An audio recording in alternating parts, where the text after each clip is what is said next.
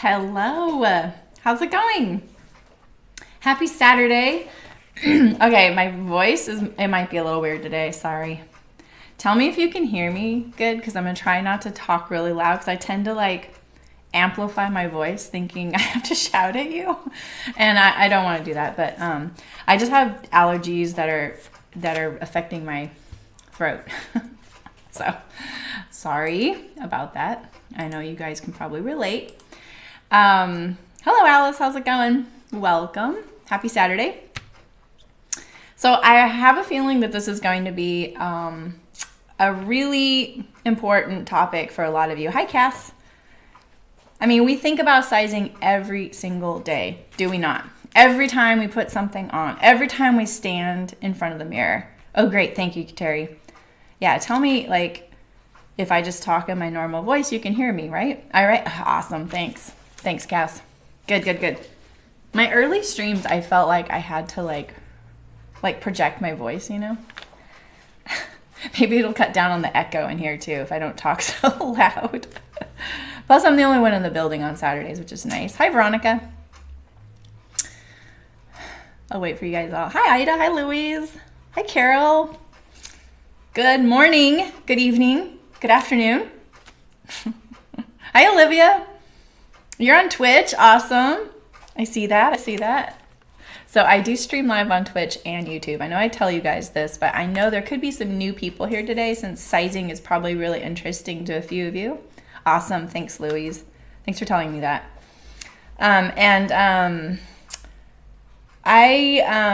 This is a really important topic to me. I talk about it a lot, but I don't delve into it as much as I should. Hi, Betsy. Yes, you are in Spain. You love this topic as your waist is always a size bigger than boobs and butt. Yeah, right? I hear you. And when I worked in the garment industry, sizing was my specialty. It was something I really, really liked. I liked the math around it. I like grading. I found it really frustrating too. It wasn't like I was just naturally gifted at it. Hi, Sojoy. Thanks for following today. I saw that. I just need 3 people chatting in Twitch and I've unlocked my whatever the thing is. Not that I'm really going for that, so you guys don't need all to rush over to Twitch. So I am talking to people on YouTube. Most of you guys watch me on YouTube, and that is awesome. I am totally fine with that. It's just I got a little personal thing for Twitch in my heart. I like Twitch a lot. But at the same time, you guys are all on YouTube. That's what I'm focused on too. So I just like both. I just really like sizing and I like the math around it and I like talking about it and I will tend to talk really plainly about sizing because to me it's just a number. I don't really think of someone as small or large. I mean, yes, there's people that are smaller than other people and larger than other people, but for me it's just a number. And I think like 15 years ago, the way I talked about sizing would have probably offended people because they weren't really comfortable talking about it. Because to me, it really is just a number. I really want to help people out and I really want it to fit. And when you work as a pattern drafter at a big company, you are taking it very, very seriously, much to probably the world's surprise. The world, I think, really thinks that companies that put out clothing don't put a lot of thought into sizing, but they do. The thing is, you just might not be their target customer. That's the rub, right? Yeah, exactly, Carol. Exactly. If you could get your fitting issues figured out, sewing would be much more enjoyable and you could wear everything proudly. Absolutely. So the thing is, it's no joke. I mean, you do got to kind of delve into the math. But the thing is, what I recommend is starting with something that you're somewhat familiar with. Don't start with jeans if you've never sewn a pair of jeans. Yeah, exactly, Nancy. Yeah, and the other thing is that we, as Americans, we are a different shape and size than, say, Europeans or Africans or Australians. And it's just because our environments shape us differently. Hi, World Peas. There's nothing positive or negative about it. We are just different. You know, it's just and that's just how it is. Yeah, exactly, Nancy. Yeah, so, you know, I feel like it's, I'm not saying that you're, like, if you're not someone's target customer, that's okay. I'm saying that that's their problem. That's the company's problem. They're not realizing that you are their target customer. That's where they go wrong, right? So if you're like, look, I may not be that size, like that little skinny girl size, but at the same time, I'm still your customer, and they're overlooking that, right? So what's that, Ida? Isn't almost all clothes. Yeah, right. Oh, Betsy, that's so interesting. I don't know, Ida. When I've shopped for clothes in Europe, the sizing is different. Like the labeling is different, and how it, I mean, you know, yeah, I know, I do the same thing. I'm like, texting. And then I'm like, okay, all that looked good. I don't think I hit any things. My typing has gotten worse and worse. I feel like it's the keyboard. They changed the keyboard or something. So yeah, I feel like it's finding that brand. Like when you're buying clothing, you got to find that brand that really works for you. And sometimes you have to kind of let go of a company you're really interested in the clothing for. You're like, I really like their designs. I really love Anthropologie, but I am definitely not their target customer, you know? And that's sad because at the income bracket they're targeting for, I probably could swing buying things from them a couple times, you know, once in a while. Whereas the target customer, I don't really think can, you know? So obviously there's just some sort of difference there. Yes, you do see the Aster shirt. I know you've made this one. The fit's wrong on you. Yeah, see? So I picked a couple patterns, not for any reason except that I have a spare copy and that I don't mind like doing whatever we want to it today. So I think a lot of us came to sewing because we want our clothes to fit, right? So,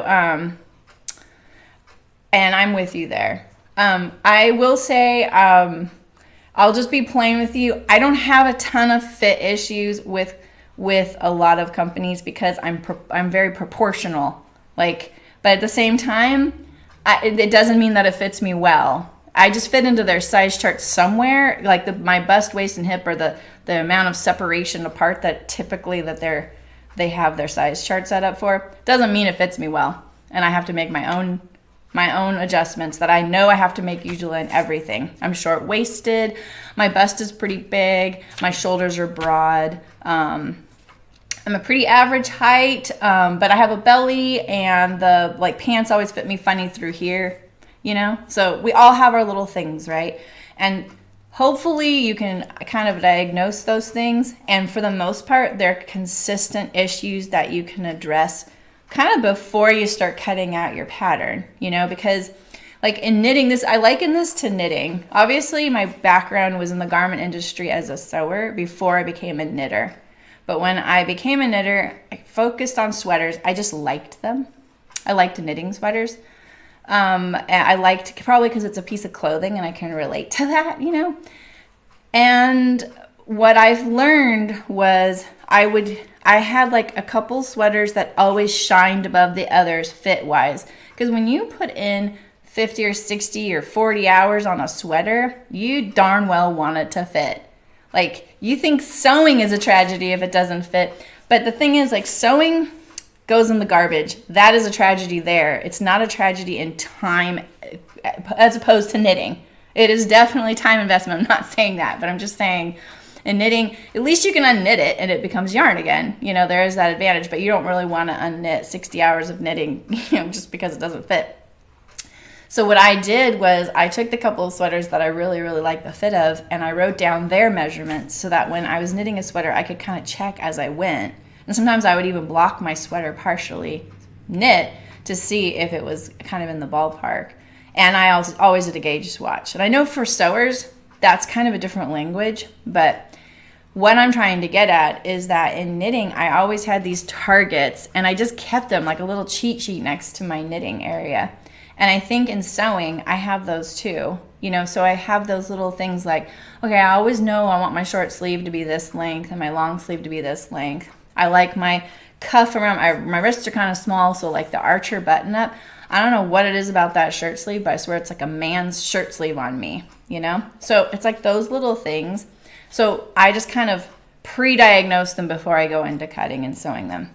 All right, with pants, I know that's a little bit risky. So you might be able to go, okay, this rise measures what I want, but that curve, unless you're extremely experienced at pant making and that is your main focus, and you do that, that's all you do day in and day out, you're probably not going to look at a curve and go, yeah, that'll fit my butt. You know, like I can't do that. I'd have to compare it to something that I already have.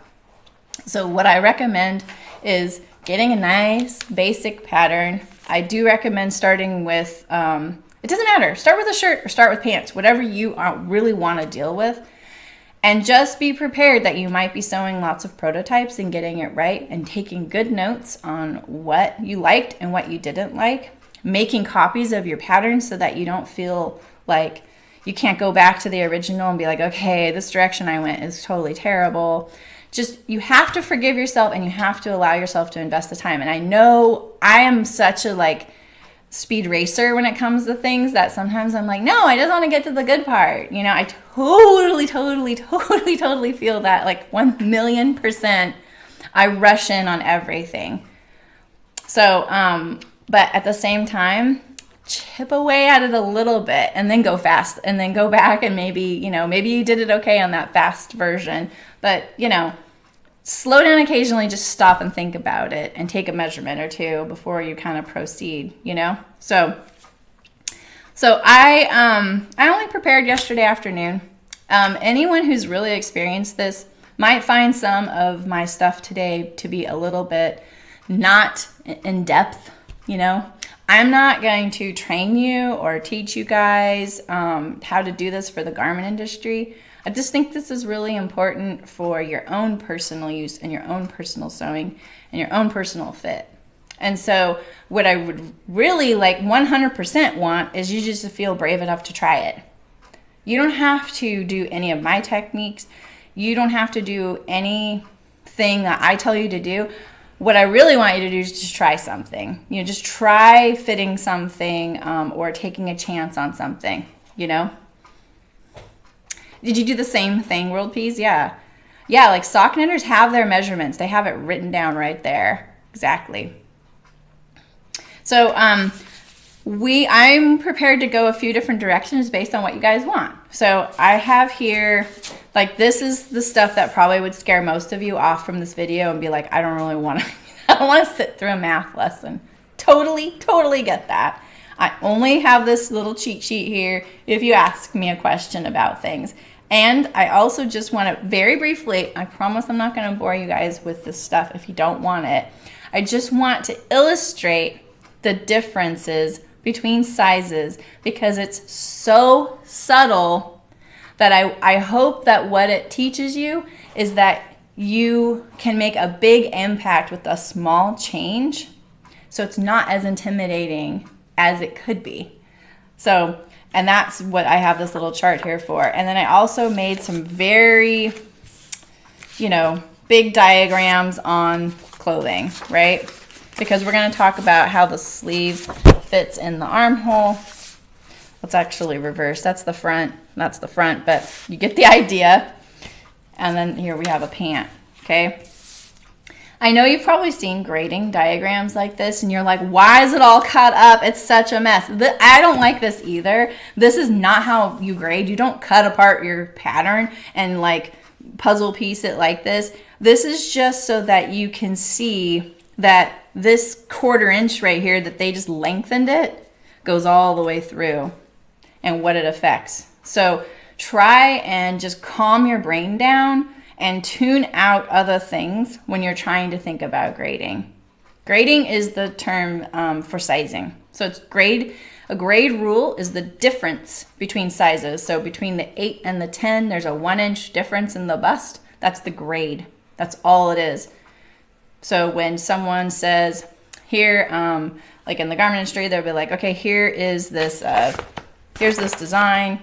We want you to grade it to, this is a size 8, or they wouldn't start with an 8. Let's say this is a size 10, and we want you to grade this up to a 16 and down to a size 4. And the grade rule is 1 inch between the 4 through the 8, and 1.5 inch between the 8 through the 12, and a 2-inch grade on up. That's what they would do. Hi, Pam. We're talking about sizing today. So that 1 inch, like when they say 1 inch grade rule, that is specifically talking about the difference between the bust grade on each size. 1 inch. 1 inch. That's it. There's 1 inch difference between the smaller sizes of a size chart between the bust. When you get into lettered sizes like small, medium, large, you double it because the small is actually 2 sizes. So I feel like this information is really good when you're shopping for clothing. So like right here, in general, these are not like numbers are set in stone at all. Every company is a little different, but this is based on some very good information. Like most of this is actually very standard. People say there's no standards in the garment industry. There actually are in the way of guides. And I'll even show you the secret book that people don't know exists. And here it is. This little number right here is, this one's pretty antiquated, but this was my guide. So I would look at this, and it had a section on the standard body measurements.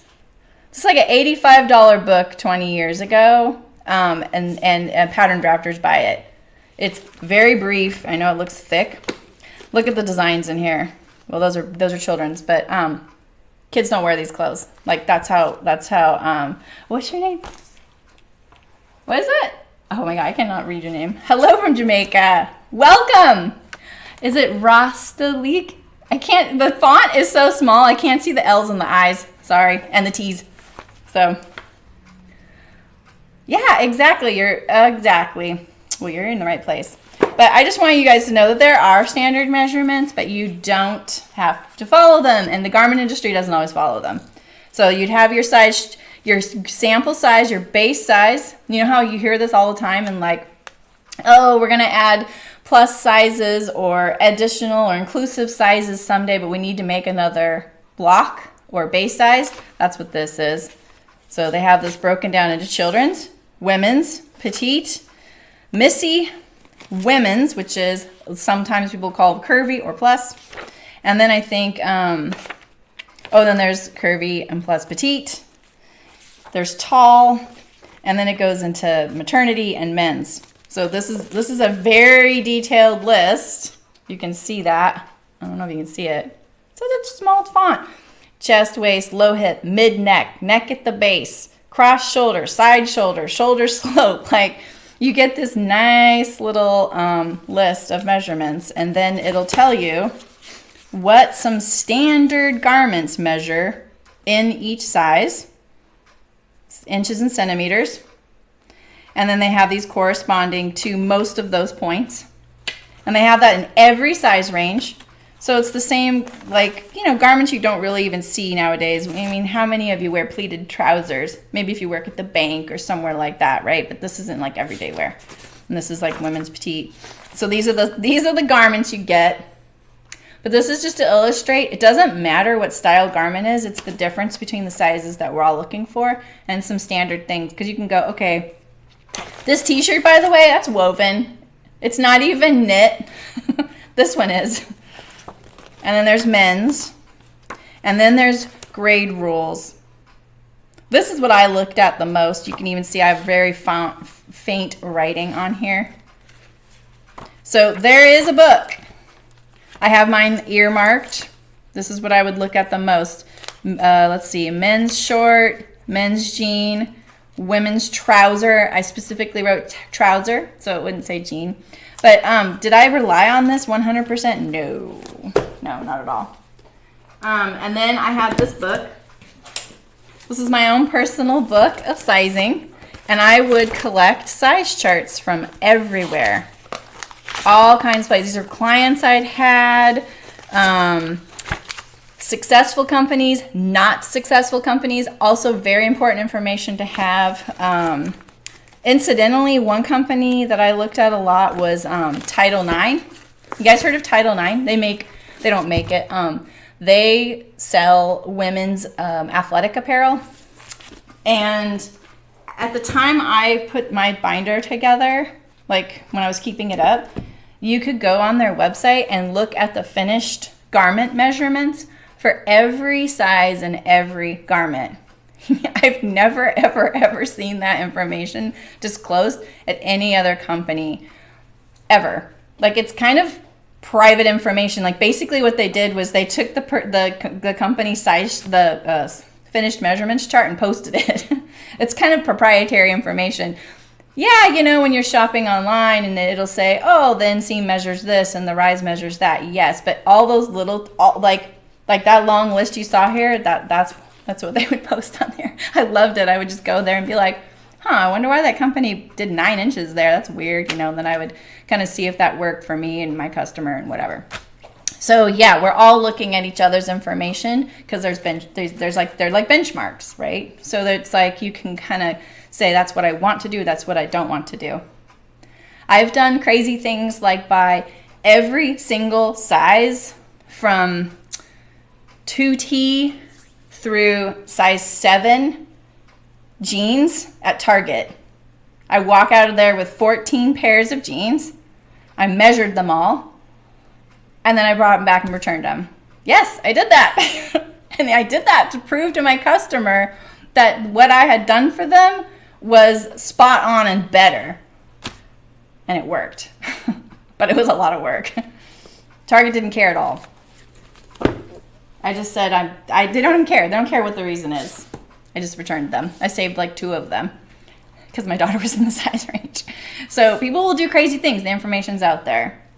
Bad information is information. It's really helpful. So what I'm trying to illustrate also is that, like, the difference between sizes is very, very subtle. So when you go to buy, if you were to buy this shirt, this would most likely come in numbered sizes like 6, 8, 10, 12. But if it was a t-shirt, like a knit, it would be more in the lettered sizes, S, M, L, XL. And so what you have is 2 sizes. So say the 4 and the 6 have now become a small. The 6, it's going to fit the 6, so it's not going to fit the 4 very well. So it's this red number it's going to fit the better one. So when you are buying lettered sizes and you're like, they're always so big on me, that's why.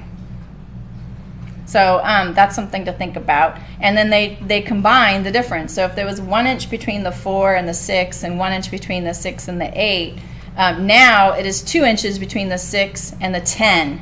So it's 2 inches between the small and the medium. Whereas the 4 and the 6 were, between the 6 and the 8 and the 10 is 1 inch, okay? So I don't want to get too mathy on you guys. But, look at how small these measurements are.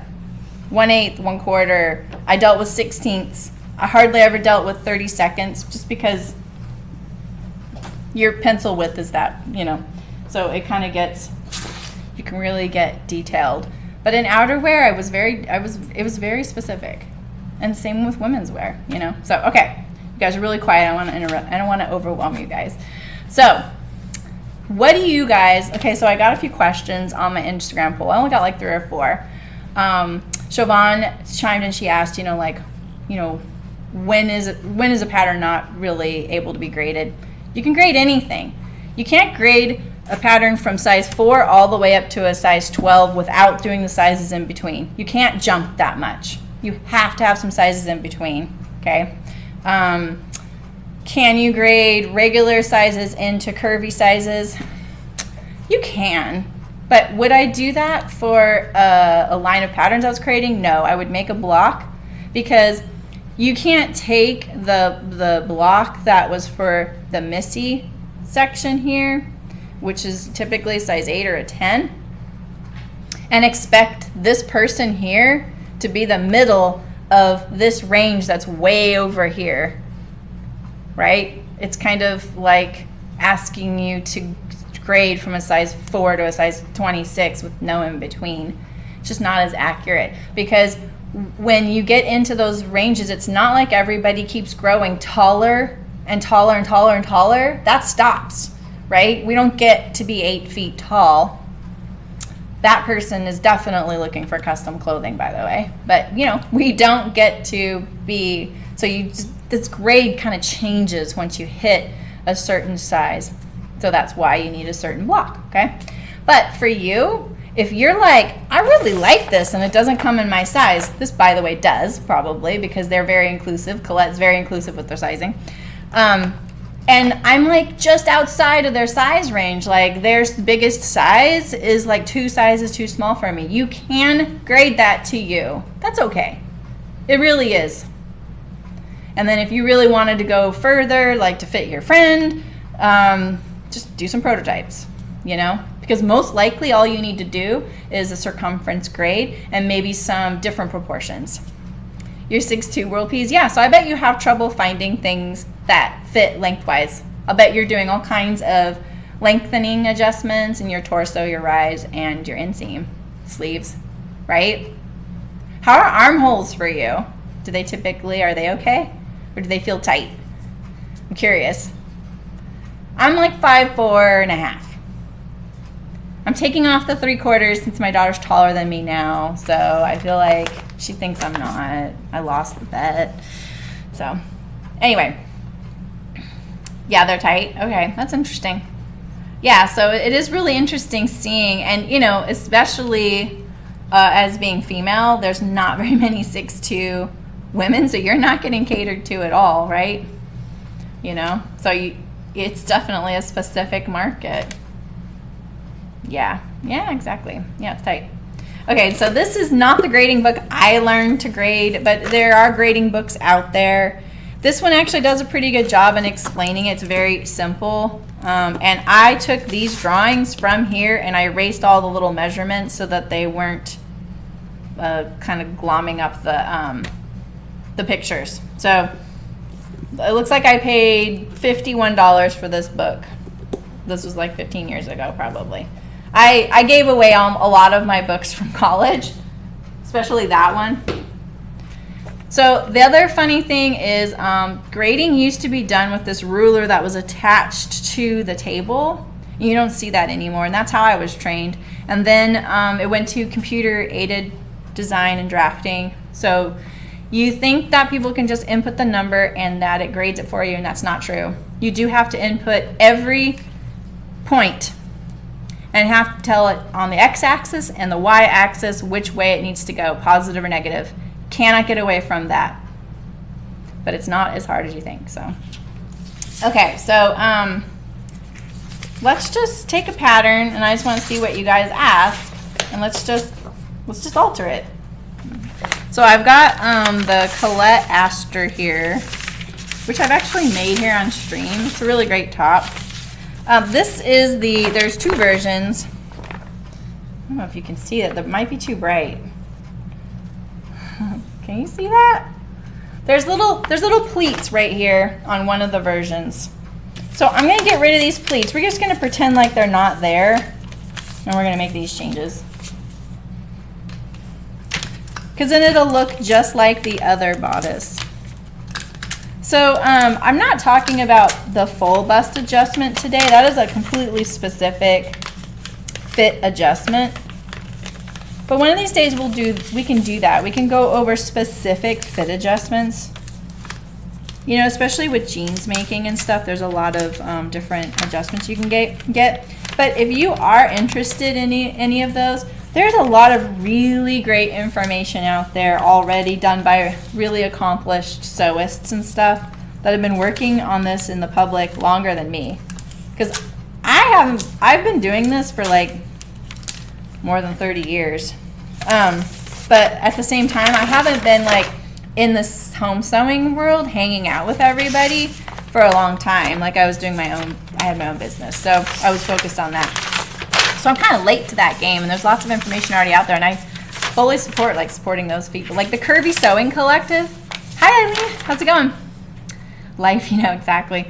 The Curvy Sewing Collective has some really great tutorials. If you're a curvy gal and you're looking for specific fit adjustments, I would totally recommend going there. That gal knows what she's talking about. I've never even done the full bust adjustment, and I am a candidate for the full bust adjustment. I'd never even heard of it until probably 3 or 4 years ago, and I was like, I don't know what that is. It's just not something you talk about in the sewing world of like manufacturing, because we don't do specific things for specific people. It is true, we do custom sew some of the sponsored people's things, like in the outdoor world, because athletes are very uniquely shaped. That's about as PC as I can say it, but they are like upper tier athletes are very specifically shaped for their sport. So we would do some custom things for them. That was all we did, and that was really rare, you know. So we didn't deal with custom sewing little things, you know. We did it very generally. We weren't adjusting things. We were manufacturing it based on that pattern, and then just going forward. You know what I mean? So anyway, I know how to do that, and it's kind of what I would have done to make those adjustments. So it was really fascinating to watch it happen. Oh, really, Veronica? Yeah, like, hi, Dina, how's it going? Yeah, so it is really interesting, you know, some of these things popping up. They're totally legit. I just had never heard of them. And they could be a recent thing, you know. They're really, really helpful. All right, so this has a yoke in the back. That's what this is here.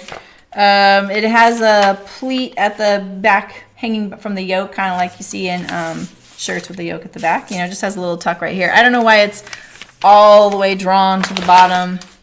It's just a little pleat right there. Oh, sorry, it's so bright. I have a light on today. There's just no way you're gonna see that. Sorry. Sorry. But the full bust adjustment, basically what it is for any woman whose cup size is D and above, because the big 4 pattern companies draft their patterns for size B cup. Indie patterns don't generally go above a C, unless they specifically say that. Like Itch to Stitch, she says, oh, these are drafted for this bust, and you can pick. Hi, Elizabeth Ann. Yeah. Right? That's like when I was telling my hairdresser, no, I'm growing my hair out. I want it like below my boobs. And then I was in the mirror. I was like, why is my hair so short? Well, I didn't have a bra on. It was like I had my jammies on. I was like, okay, I want my hair longer when I have my undergarments on. She doesn't need to know that. Okay. So this comes in a lot of sizes. So the Colette patterns will come in 2 different size ranges. A small, yeah, exactly. Yeah, so exactly, it works both ways. You know what's really interesting? I fully recommend doing this. If any of you are on Instagram, is look at the Sew My Size hashtag. There was a time, if you scroll back in them, where people were posting their measurements on them. Finding your twin is so helpful and fascinating. Yeah, exactly, Betsy. Because I had a friend, a really good friend. We were the exact same height, same measurements, like our across shoulders, our, you know, like I think everything from our waist below. I was busty, she isn't. And we were like a similar size, but we were probably like 30 pounds different from each other. I was heavier. It was fascinating. Like she would, when I handed her pants once, I was like, these look much cuter on you. I could tell she was like, those aren't going to fit me, because she's so much more small than me. But they did. They fit her really well. Finding someone who's exactly your same measurements is so interesting. Yeah, and then you can follow them and ask them questions, you know, and see what they sew, what they like, what they don't.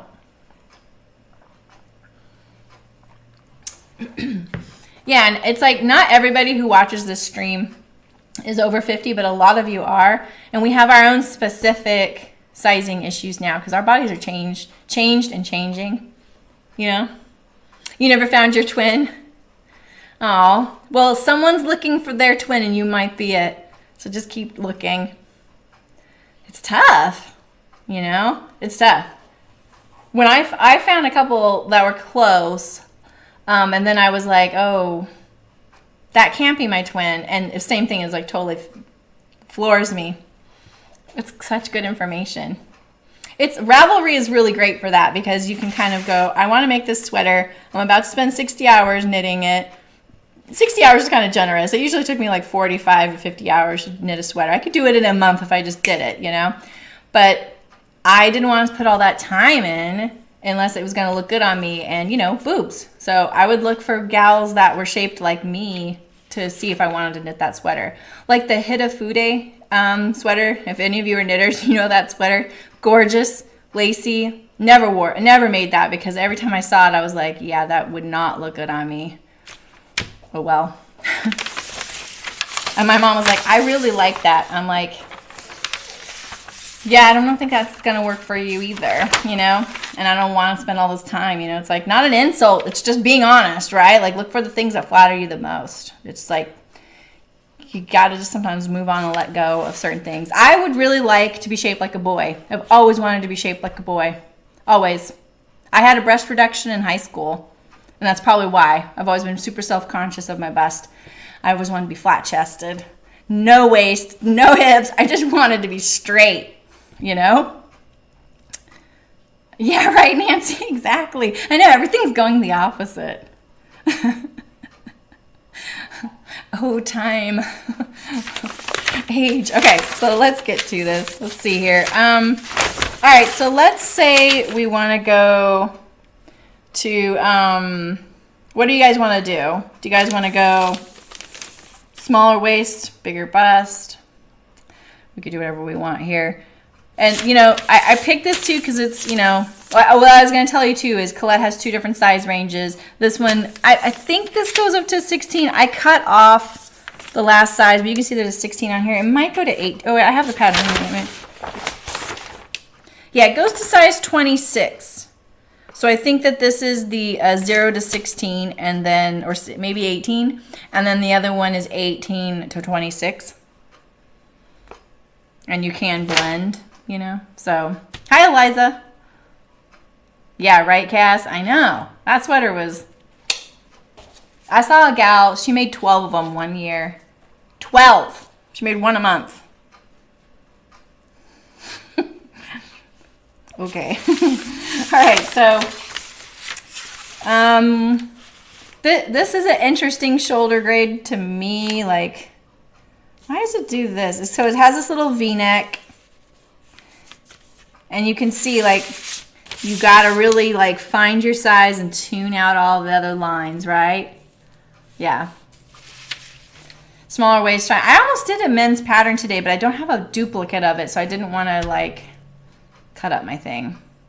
The neck is really big and almost hangs off your shoulders. Yeah, have you tried cinching your shoulders up a little bit more? Like, bring in this line here.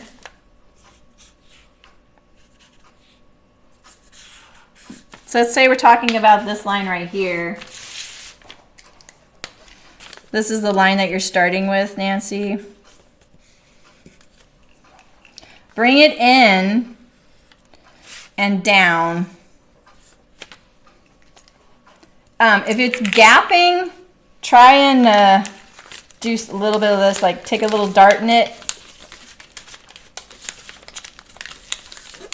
And then blend this line in and cut it out. So, what's that, Cass? What'd you say whoa for? Well, you know, Nancy, this is the one that has the binding around the neckline, so maybe that stretched it out a little bit. You know, because if you attach the binding kind of pulling it, that kind of helps stabilize it, or stay stitch it next time. You know what I would do is I would try it on before you put the binding on and see if it fits before you put the binding on. Make the adjustments, try it on inside out. The great thing about that one is that there isn't a collar that you have to deal with, right? This one. But say you need to take down the shoulder and you're making the sleeve smaller, you know, we can address that today too. yeah, so if you have a smaller shoulder, Eliza, what you're going to do is bring in this point here, this shoulder point. So I'll show you on this 12 right here, okay? You're going to bring in the line right here and chop that off right here. Okay, can you guys see this very well? Do you want me to transfer any of this onto paper? I have a block here. Let me grab it right here. Let's find it. Let's see. Here we go.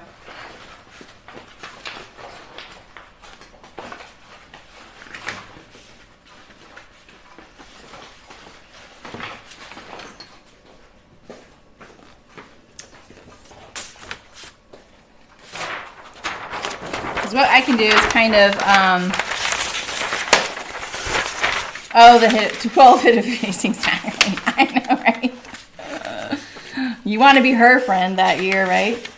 Okay, so tell me if I don't know if seeing that is very easy to see for you guys. So here's the difference between what I'm doing here today and what's already on the internet. You can ask me questions and we can talk about this because I'm going to be playing with you guys. I'm not a teacher. I've never talked about this like this with anybody. So you're going to have to help me learn how to communicate it. Because I'm an open book. You can ask me whatever you want and I'll try and do it. Some things, it's great also to have this conversation so that we can isolate what is a sizing issue, what is a specific fit issue, you know? It's kind of like when I'm hoping the gal, who was it? Her name Heather, who was gonna go help her friend learn how to sew knits. And it's like, figure out like, what is it? Is it sewing the knits? Is it working on her serger? Is it actually knowing how to sew? You know, like there's these different little things. So figuring out what you're trying to figure out is the number one step. Eliminate all the other things. Move both sides of the shoulder so the neck is not gapping and the sleeve side falling off. So are you having trouble with your shoulders too wide, right? Yeah, so here's my center front, right? I'm going to actually, I'm going to trace this in black and then I'll do it in, I'll do my change in red, okay? So for a gapping shoulder, a bigger shoulder. So let's say we want to bring in this shoulder right here. Let's say we want to bring it in 3/4 of an inch.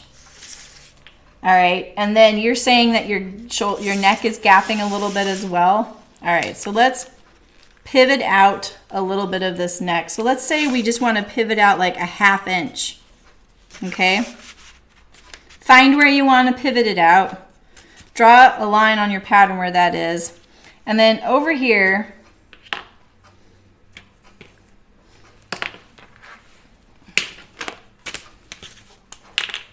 let's see, we're just going to draw a line here, okay? And this pattern right here has seam allowance on it, so I'm going to kind of pivot it at the seam line. I wish I had my awl. It's over at the sewing machine. So, oh shoot, I just put that in the wrong spot. Let's see. Okay, so this is our top line, and this is what we're gonna get rid of right here, right? So we're gonna pivot this like this line to this one, and now we're gonna redraw this. And look at that, we already got rid of some of our shoulder width there. We brought it in towards the neck. Okay, so now if this is still too long of a distance, just because this line got closer to the neck doesn't mean that it's not still too wide, because you could want it closer to the neck, but then the shoulder line is still too long. So you still need to measure this. So if you're going to measure this, and we're going to take off 3/4 of an inch, we're just going to blend this in. You can use your pattern to kind of blend it in a little bit. like this, all right? So now our new line, I'm really nervous doing this. This is our new line.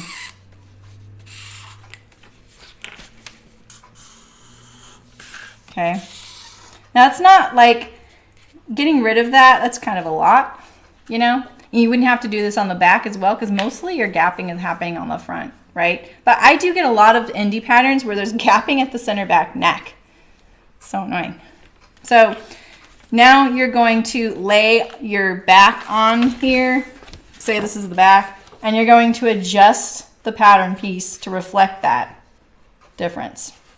You need to change any change that you do to a seam. You have to make sure that it sews to what it's going to. I am Elizabeth. You know, mainly because, like I say, I'm not trained how to teach you guys this. Okay, good. Okay, so I'm on the right track. All right, so these are kind of, that's a very specific fit thing. Not everybody needs that. But like me, I have broad shoulders, and I really feel like the key to fitting up your bodice is all through the shoulders. If you can get the fit of all of this, the rest of it is a lot easier. And I know that sounds crazy because the bust is such a troublesome area, but this area here is so essential because what happens is people will make a bigger size to fit their bust, and then this is all falling off. I see it all the time. But if you look through the pictures and you like the fit of the things the best, look at the shoulders. I guarantee you, they just look like they're supposed to be. And you'll start noticing it when it's not like that.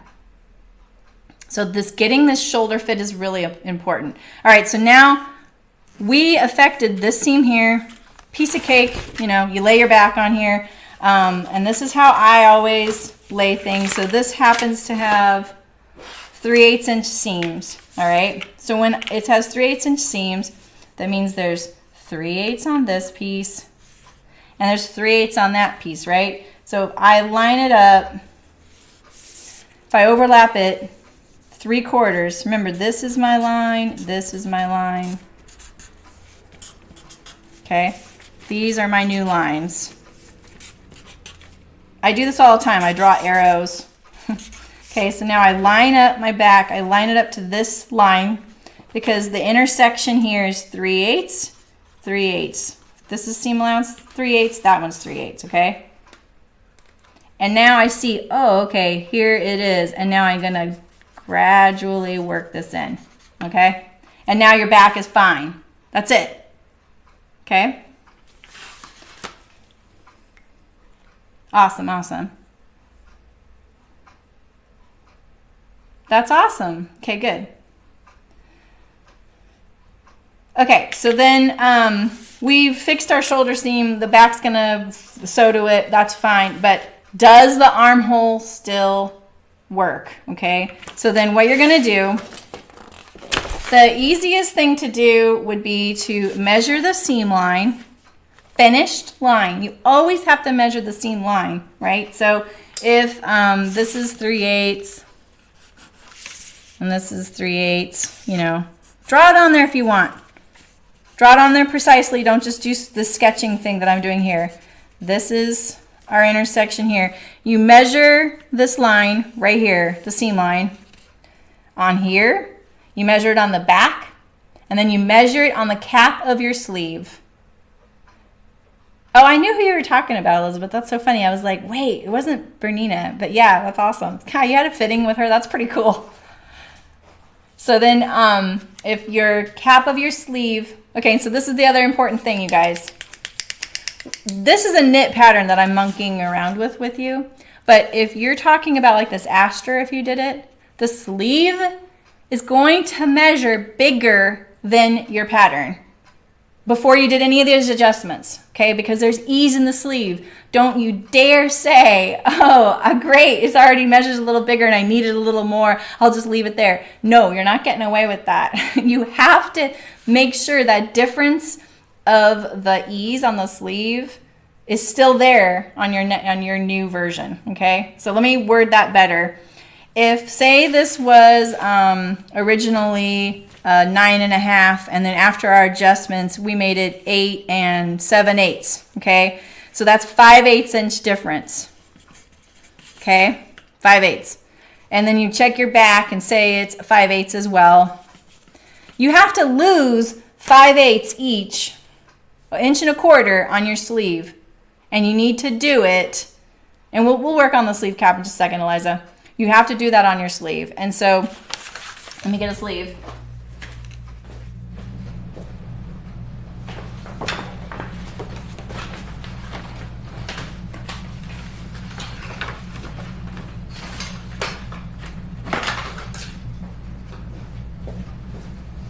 So here's my sleeve.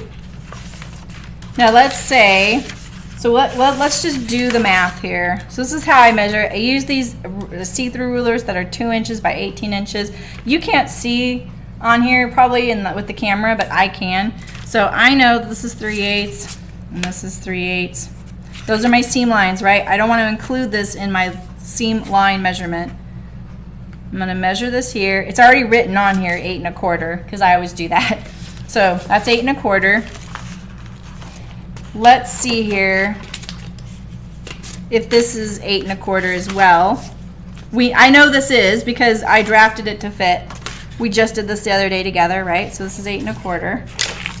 It's knit, so there's no ease, okay? Yeah. So then say you want to take off a little bit. Now, 5/8 of an inch to take off, like just to lop off your sleeve, is quite a bit, and you wouldn't do it to the hem. You'd have to like angle it, but it's possible. So let's look at what it would look like. Here's the deal. Most sleeves are not symmetrical. There's a front and a back. This is a knit sleeve pattern that I'm working on, so it's symmetrical right now. Yes, Cass, exactly. You want your sleeve cap ease to stay the same. Whatever it was before, you want to put it back there. You need it on wovens. On the knits, it's not there. You don't need it on knits. So I'm going to do more complicated sleeve adjustments, but I'm just trying to tell you quick and dirty right now. If you just did this little thing and you have to adjust it, this is what you're going to do. You know, you're going to look at it and go, all right, if I get rid of 5/8, this is my center line. If I got rid of 5/8, let's put the sleeve hem on here because this is a short sleeve, right? This is the hem. That's why it's got that little fold line here. So this is the finished line, right? That's the hem. This is this underarm. This is the cap. Now when you take 5/8 off of pattern with the seam allowance already on it, or you're subtracting it, you can just take it off of the whole piece, right? So you're going to take off 5/8, and that measurement is here. This is the 5/8, right? And then you know, here's your seam allowance again. And now you're going to blend it with the original line. Now that is kind of a big difference, right? Actually, you're gonna, I'm sorry. That was the seam line. So this is your cut line right here, okay? Oh my gosh, I just did that wrong again. I'm really sorry, you guys. I'm gonna retrace that. I'm confusing myself. Okay. Let's do this again. I'm trying to do this in a way that I don't normally do it. And I really want to be clear. So, all right, so here's my center line.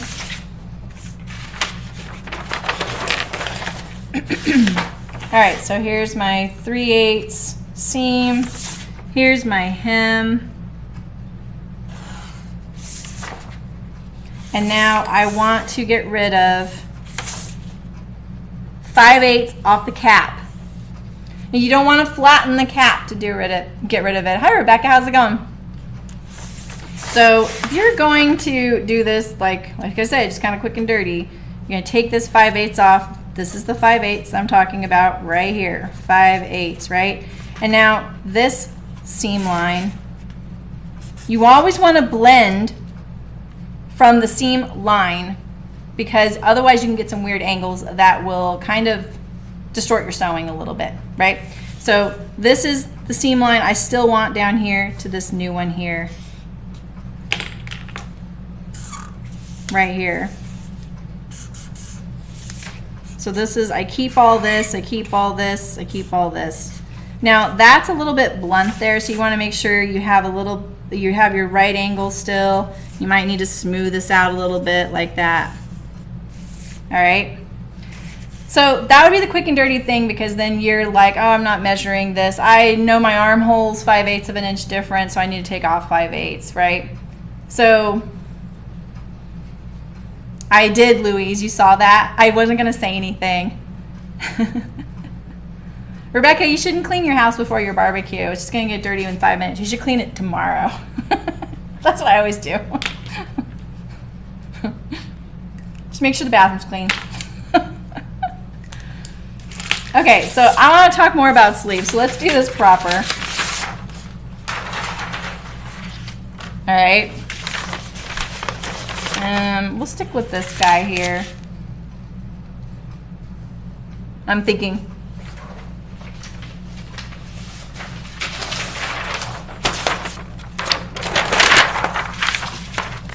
All right, so let's see. And I want to get to others of your questions for like bust and waist adjustments as well. So this sleeve, we're going to pretend like it has ease in it to the armhole. Hopefully your changes are not so drastic that you're affecting only one side of the sleeve. But if you are, that's okay, because sometimes there's really, we have really unique fitting issues. I've known people with severe scoliosis that you wouldn't know because their clothes cover it up, but like maybe their arm, one arm is so pitched forward, things like that, So when you make these adjustments, if they're really unique and they fit you, it's actually not going to look like an adjustment to the rest of the world, because your clothes are going to fit really well, right? It's going to like look good. You have to do a forward shoulder. Yeah, exactly. So does that mean like you're shifting the whole neck forward, or just the shoulders, kind of like that? Because that's another thing. Like some people have it where the back neck is, it's like choking them.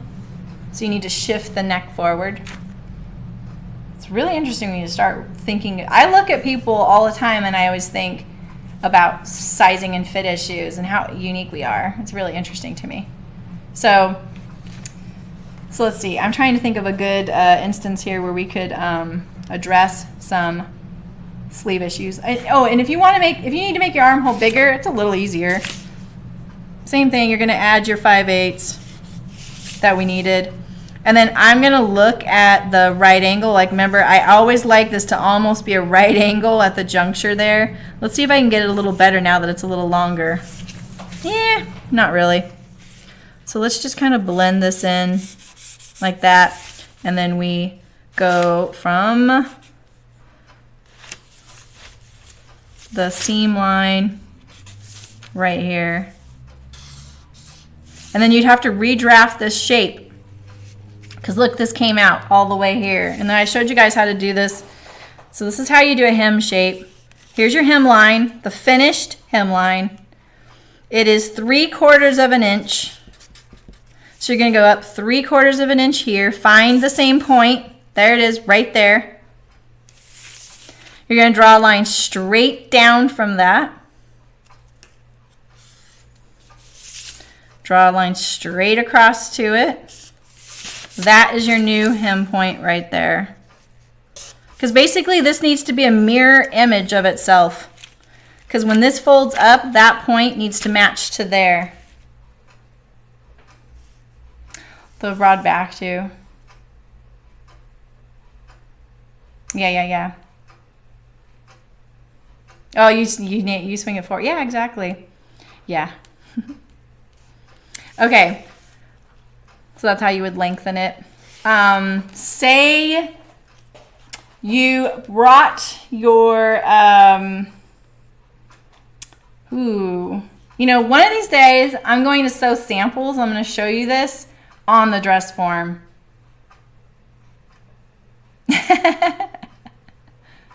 Right, Ida? I've been there. It's tough. You know what, though? If it makes them happy, that's all that really matters. If they feel really good in it. Because sometimes I feel like there's a difference between something fitting well and being flattering. Because there are jeans I love to wear. They feel so good. They fit me so well. They're just not very flattering on me, but I don't care. I wear them on the weekends. I feel like when you kind of make those micro distinctions between what you're talking about, you can isolate what you're looking for. So it might fit her well in her opinion because it's so comfortable. Yay to be happy. Yeah, exactly. You know? They didn't say, doesn't this look amazing on me? They said, this fits me so well. And that's so empowering too. Because sometimes you just never find anything to fit you, you know? So that's, we all know that one. No matter who you are, you know? My daughter, you guys know this now because I did those gym shorts for her. She's so small around, you know, she's a little taller than me and she can't find anything to fit her. And she's not going to whine and cry about it because because then she just gets the, well, you're so skinny, you know? That's what she'd say. So, right, Carol? Totally, totally. Yeah, right. Right, Louise? Oh my gosh, I know. Because sometimes it just feels good and you like it and you just like, oh my gosh, I'm looking like the people in the ad. Or you think you are. So, okay, so I didn't think of an issue here, but I do want to talk about like when I would love to talk to you about, but this is a fit issue. I'm not going to talk about fit issues. We're going to talk about sizing because I would love to show you sleeve fit issues. Like, please let me show you sleeve fit issues because that's what I see all the time on Instagram. I sometimes will like a post because I don't want to see it again because I can't stand looking at the fit issue on it. And I'm not talking about like people, like everyday people sewing it. I'm talking about like pattern companies posting pictures of things. I'm just like, oh, I can't stand the way that looks. It's just like, but you know, sometimes this is another weird thing about fitting. Sometimes fit issues, like bad ones, become trends. You know what I'm talking about? Like sometimes there is like a look that people want. They want their dresses to look too small. So they look like they're on these like 6-foot girls are wearing the wrong size clothes, you know? And it's like, come on, why are you know, making that woman look like a child wearing a dress, you know? Like that's just like, it's a weird trend that'll happen, you know? Right, Elizabeth? Exactly. I'm with you there, sister. Yeah, so let's talk about sizing. Let's go between sizes. Let's go back. Let's get away from fit issues and go to sizing issues, okay? Because that's what we're here for, right? All right, so here we have our Colette Astor. And let's say we want to go, we are a size 4 in the bust. Cropped sweaters, right? Louise, don't get me started on those. That's all I'll say about that. Say we're size 4 bust, but we're size 14 waist. I'm not even going to say a thing about that. All right, so I'm going to highlight the size I'm working on here so you can see it, okay? So here's the size 4. And you know, if you have trouble seeing the size on your pattern, like I am right now, this helps. Okay, so that's the 4. But we're going to go to this 14 right here. Look at that. There's like room for squish.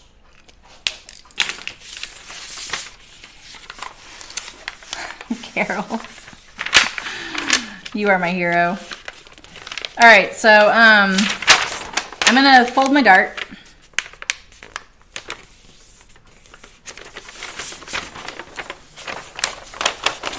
I'm actually gonna fold the bottom leg. I'm gonna fold the bottom leg because I'm gonna fold this as if the dart is sewn. Try not to fold it past the point right there. All right, so now I'm gonna meet it up here, and I did it from the bottom because darts usually go down, get pressed down. The time they don't, I just recently learned, is like on patterns for cashmerette patterns, she puts the dart up because she finds that it is less bust enhancing if the dart is pressed up. Okay, just so you guys know. I have a full glass of water. I almost just dumped all over everything. Now I have some removable tape right here that I really love using. So there's the bust, right? There she is. Incidentally, you can knit sweaters and they will do this. You can knit this shape into them. It's really great. So much thoughts on crop pants. Exactly. All right, so we're going to go to that 14. And we're just going to blend it. So if you feel like you need this girth to happen sooner than later, then you want to start blending a little faster. This is quite a drastic change, but it is not impossible at all, you know? Or say you wanted to make the pattern so that it bloused out at the bottom. So I would probably do something like this. I'm just kind of moving my ruler there. And I would either keep that original line, or maybe I would, you know, go out a little bit like that. Kind of, you know, your eye is going to tell you that one looks weird, that looks odd, that doesn't look right. If it doesn't look right to you, try a line that may look better to you. You know, something like that. It looks a little bit better. Because you know me, I really like these right angles at seam junctures. They're really important because let me tell you, if you go with this and you don't have the, well, this one actually, we're keeping that, so it's fine. But say it didn't, you're going to end up trimming sitting at your sewing machine anyway. So put the right angle in there. You have to have it. We've gone over that before, and I've made the point of it. But like, I'll show you. Like this sleeve right here, this is my pattern. I drafted it, but I know that when I get to this underarm, I'll show you it. I'm gonna cut the original line out. So when I get to that sewing part,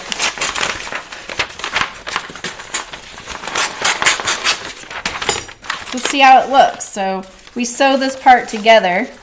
Let's overlap it on its seam line.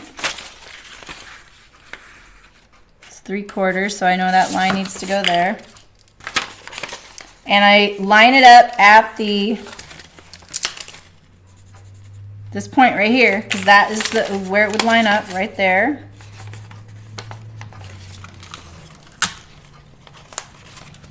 And look at the shape I have. Because that's how it's going to sew. Look at that. You see all this right here? Now, I can put that in the garment. I can sew this in. I can sew around my armhole, come up and down. I have this little whoop-de-doo. You see that? But this is really how it's going to go into the garment. All of that is going to get chopped off. I see this on indie patterns all the time. I love you guys. I love you indie pattern makers out there. But they do that little whoop-de-doo really drastically like this. You see it all the time, and it's getting cut off, right? You're going to cut it off when you go to sew it. I almost clicked something there. So then what does my pattern look like now? See? Right angles. Yeah. So, it's the same here at this seam juncture. You need right angles. Right angles are really important. You need it at the armhole here too. Your armhole isn't shaped like this, right? You need a nice smooth transition. Smooth transitions are really key. There are times where it's really tricky to get the smooth transition in there. You may have to monkey around with it, going back and forth a little bit. Maybe make your shoulder a little wider so that you can accommodate a nice juncture, and then pull the entire line parallel a little bit to get it to where you want it. There's no one answer. You've got to like monkey around with it sometimes. You know, when I was interviewed as a pattern drafter, one of the common questions was, how many drafts does it take for me to get a perfect pattern? Because they want to hear one or two. Truing up. It's called truing up. Yeah. When you true up the pattern, it's when you get rid of little things like that. Yeah, Elizabeth, I feel like unless you see it, how it's going to happen, people don't understand the importance of the right angle and the seam transition, because it's gonna happen anyway, especially if you're on a serger, right? The serger's pretty unforgiving when you come to whoop-de-doos. They're gone. You're just kind of like, huh, because this is what you see in your serger when you come to it. You know, you see, I just want a piece of scrap paper. You're coming along and you see this. Here's your blade. You're like, I can't do that. It's gone, right? Yeah. And so often they're not accounted for, unfortunately. So, all right. So, how do you guys feel about that? This girl is va-va-voom, right? All right, so throw another one. Throw something else at me. What would you guys like? Oh, one gal wanted to be able to, she says her arms are bigger than most of the patterns. All right, so let me think about how I would adjust that.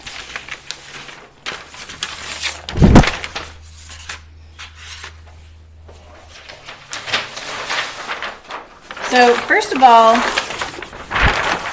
if you have a big bicep, if you have I know a lot of athletes. I've known a lot of athletes. I've known rowers, professional Olympic rowers. I've known Olympic paddlers, world-class paddlers, triathletes. I've been around a lot of people, swimmers. I've been around professional swimmer, not professional, but competitive swimmers.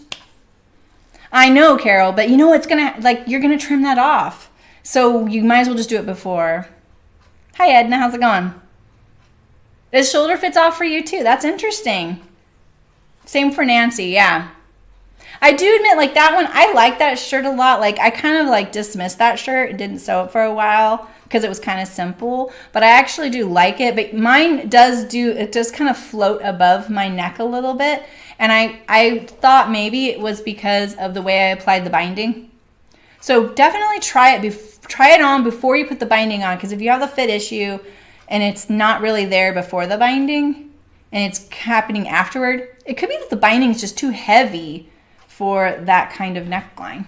You could try a facing instead, or stay stitch the heck out of it. I don't mean overly stay stitch. Just make sure you stay stitch it. I don't mean to stay stitch the heck out of it. Okay, so if you have a full bicep, because take the grain line willow, and Christy gave me that really great tip on lowering the armhole. I have pretty sizable arms. I like I say, I worked on a farm when I was still growing, like a young woman throwing hay. And I swear that has changed my body a lot right off the bat. It's not like you can really lose all that unless something kind of drastic happens to you in a bad way medically. You don't lose your muscle base unless, something you go through something drastic. Bye, Ida. Thanks for coming. Thanks for your input, as always.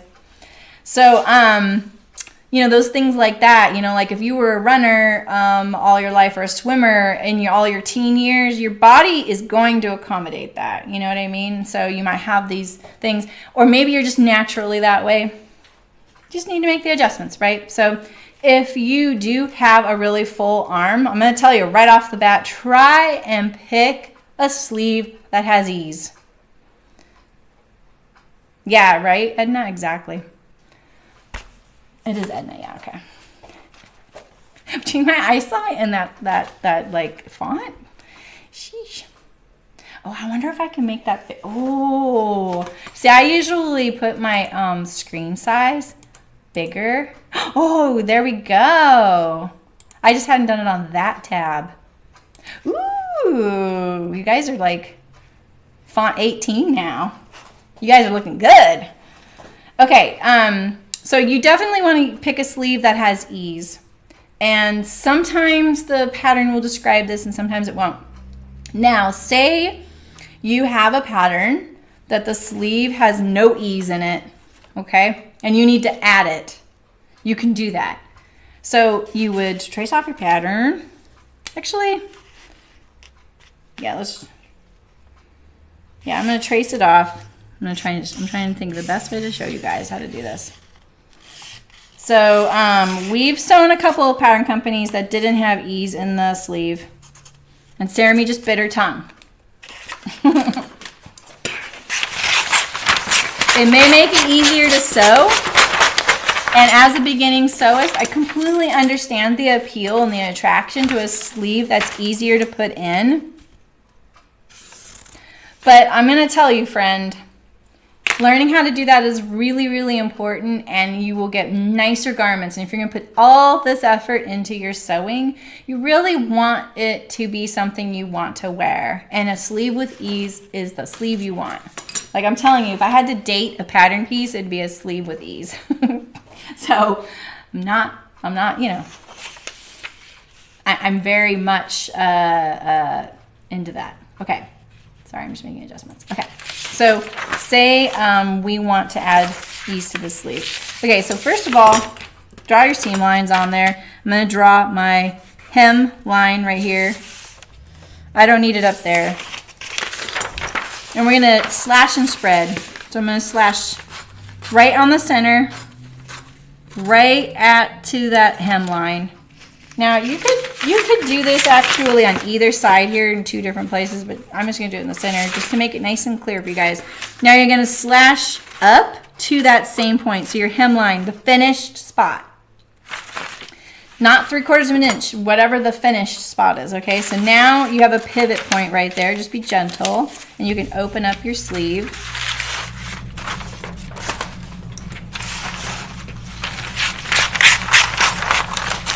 Now, if you have a really full arm and you're just like, I am not messing around, I really want a lot of ease, I want you to add 1.5 inches.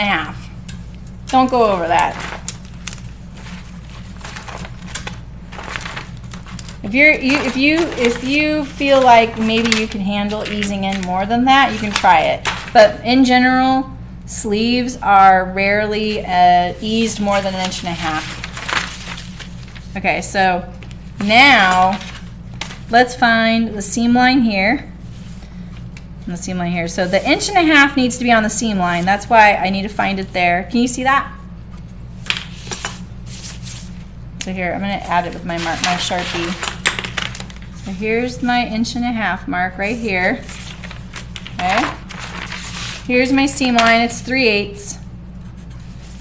You're going to line up that point on that 1.5 inch line, because then that gave me 1.5 inches across there on the seam line. All right.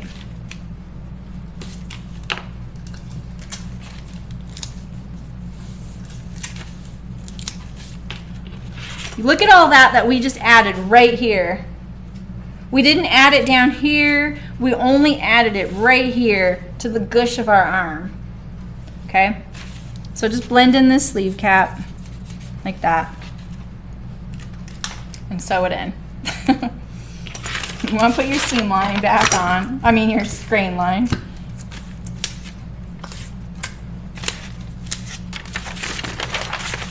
My patchwork pattern. And your grain line is going to be in the middle of this here. You can fold it in half and find it that way. Or, you know, You know what the halfway point is, 3/4, right? So there's our new grain line. All right.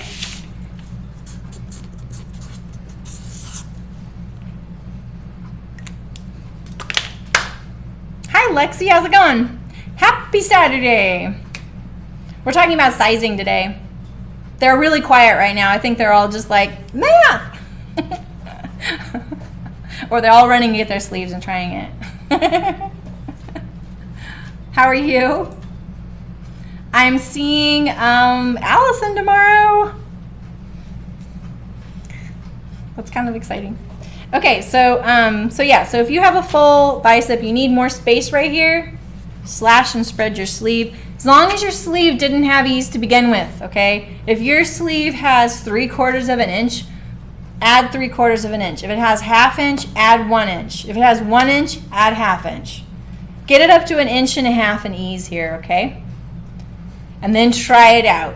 And if you think you need more, then you can start doing subtle things like adding up here to the cap.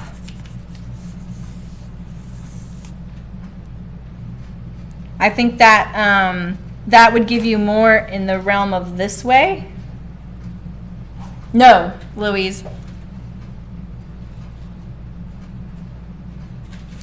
Yeah, Liza, I would kind of go, I would actually leave the curve in there. I would just blend it in. That curve won't show up when it's sewn on you. Oh my gosh, you guys just texted, you just said so many things. Yeah. Louise, if there was no ease in this sleeve to begin with, or it was under like 1.5 inches and you got it up to 1.5 inches, no. You do not need to add to the arm's eye. You don't want to add to the arm's eye because you need this extra to be on the sleeve, not in the armhole yet. It's not the armhole that she's having trouble with, it's the sleeve itself. You just ease more, exactly. And if you guys need help with that, look at any of the garments I've sewn that are not knits, that have a sleeve. If I adjusted the opposite way, you would have to adjust the armhole. So Joy. No, Alice. So when, so let me be really clear about this.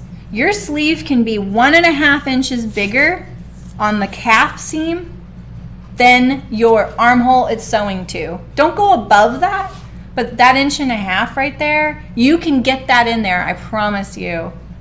It is a little bit, you know, like, but if you guys want me to sew this for you one day, I will do it. I can do it. No problem. We just did it. I just did a French seam 2 days ago on the dress number 2, and it was no problem. I don't think it was up to 1.5 inches, but it wasn't hard. I know it's tricky. Oh, okay, Louise. Yeah. So, yeah. So you know, you still put your,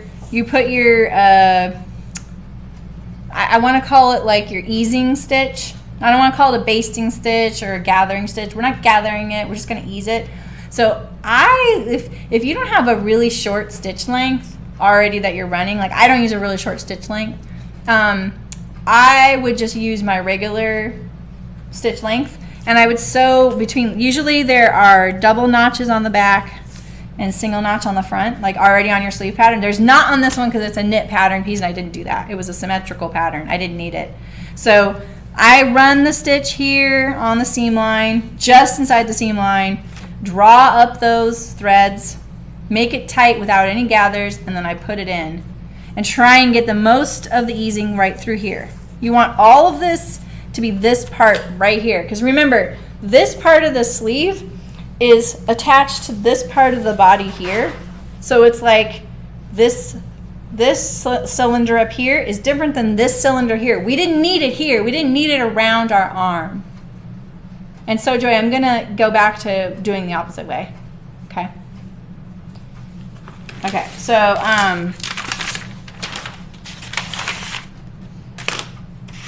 so 1.5 inches is about the max that you want your difference between your armhole and your sleeve cap.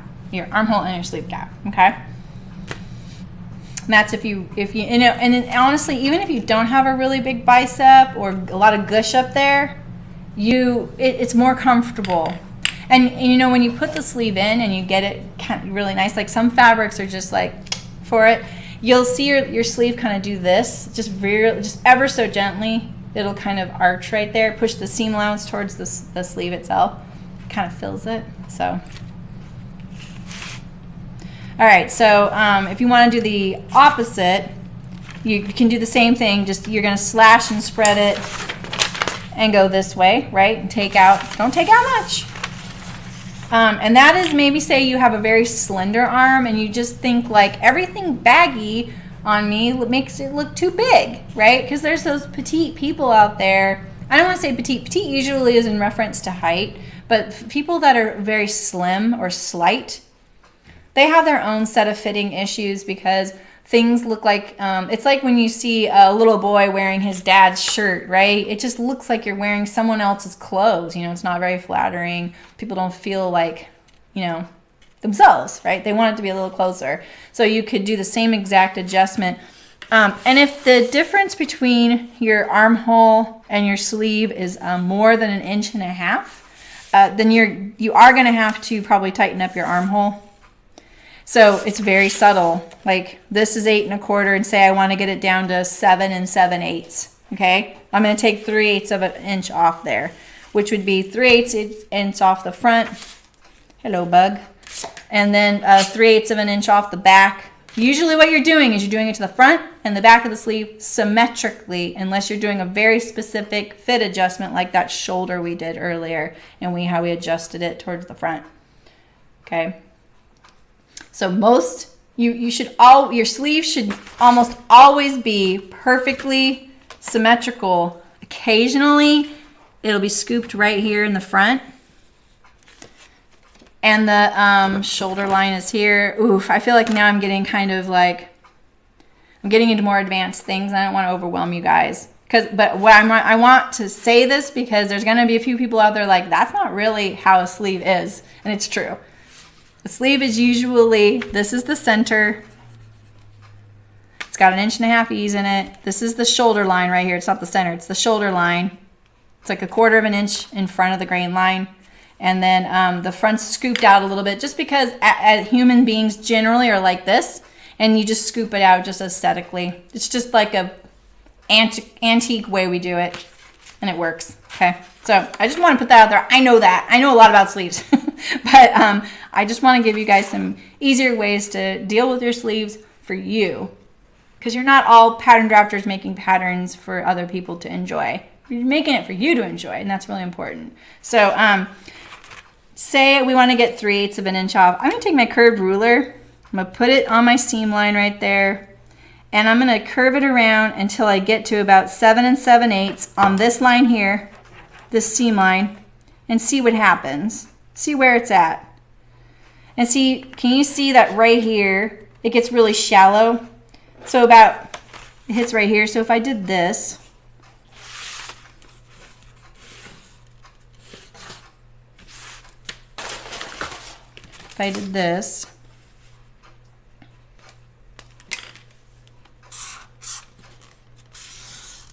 this is why I love these rulers too. It's a very easy way to see something at a glance. All right, let's draw the seam line on here. It's a fast way to do a parallel line. All right, and so now this is my grain line ruler. People know that, come here a lot. The grain line ruler, I use it to draw my grain line so that my Sharpie is against this. And I try and keep my other ruler clean of my Sharpie along it. That's why Louise was like, she caught me out accidentally using my ruler. But there is one benefit to all this ink building up on my ruler. And it's that I can actually draw a line on my pattern. Right there, you see that? And so then I can do my 3/8 line from there. And I just made my armhole 3/8 of an inch shorter on the seam line just by doing that. A short sleeve into a 3/4 sleeve. Well, that's, you can just lengthen your sleeve, and then I would measure around your bicep down here where you want it to be, or down here on your forearm. But that's more of a style thing, and I really want to focus on fit things. But yeah, what I would do, Megan, is depending on the sleeve style, I would measure from your center back neck down to where you want it. And then lay your pattern pieces, you know, all together like they're sewn. And measure from the center back right here all the way down to where you want it. If you know that where this line is at, like this seam line is at on you, you can measure from there. That's easier, obviously. But if you don't know where this line is at, I just start at the center back neck. Or if it's a raglan. Because, you know, measuring from here is very ambiguous. This line can be so many places on people that this is a 0-0 point. Your center back neck and your is your 0-0 point on your body, on your upper body. Okay, cool. All right, let's talk about pants. Unless there's something else you want to see. Yeah, the front's a little more shallow. It's a perfect word for it. Thank you. We should have a stream just on sleeves. Even I get the sweats over sleeves, you guys. Like when I was in college, I went to a really good design school, you guys. Top notch. I went to Fashion Institute of Design and Merchandising, downtown LA. Great school.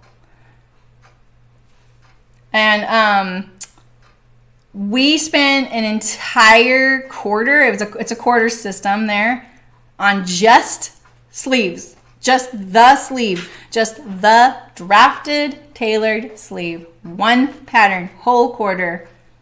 Classes are 3 hours long every week. So, an FBA without a dart.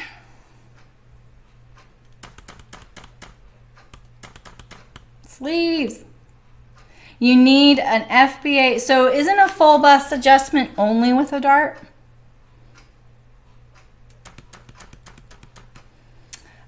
Okay, Elizabeth Ann, I want you to look at the Curvy Sewing Collective at their full bust adjustment. Because what they do, basically, I don't have a...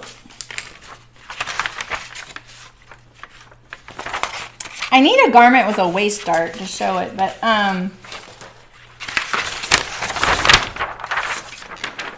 because basically what they do is they cut the garment right here and they move it, and then they blend it in.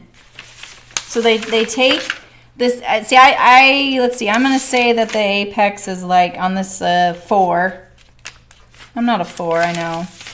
We'll say it's right about there. I'm eyeballing this. I'm doing a very quick and dirty FBA. They make a line here. They do a line through the armhole at about 1/3 of the way down. About here. And straight in the middle of the dart.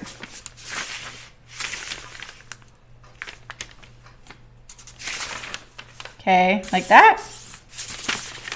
Like I say, you guys, the FBA is pretty new to me. So that if you don't have this dart, what you need to do is find where the apex is on you. Night, Betsy. Hasta la próxima. So if you don't have the dart, okay, so your apex is the fullest part of your bust. It's not where the dart ends. The dart usually ends 1 inch away from your apex.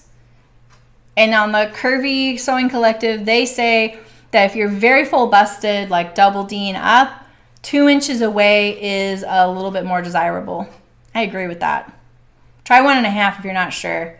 So find your full apex. You need that line right here. And then you're going to cut into your pattern.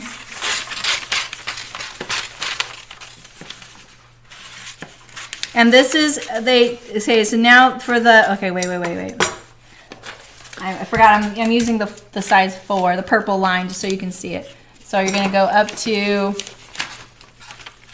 the seam allowance before the purple line there, okay? So now you're going to take, you're going to take your high bust measurement and your full bust measurement, look at the math on their website, figure out the amount you need.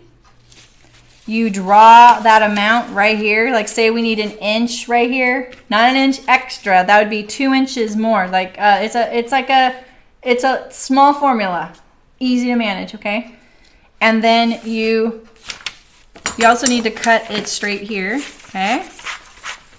Oops, I went too far again.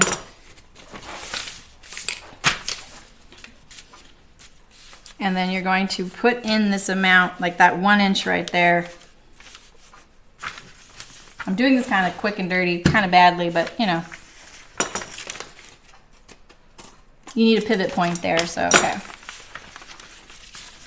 You know, something like that. Because now what's happened is all these lines here haven't changed. So we're pretending like the dart's not there, okay? We're pretending like the dart is not there. All these points haven't changed. You've only added right here. But see, if you had a dart here and you had a dart here, it would help like bring that in, and you would just be adding it right here. So maybe what you need is a full bust adjustment, and you need to add a waist dart. I'd have to look at this and think about it specifically. It's a very specific thing. Or Google FBA without darts. Okay?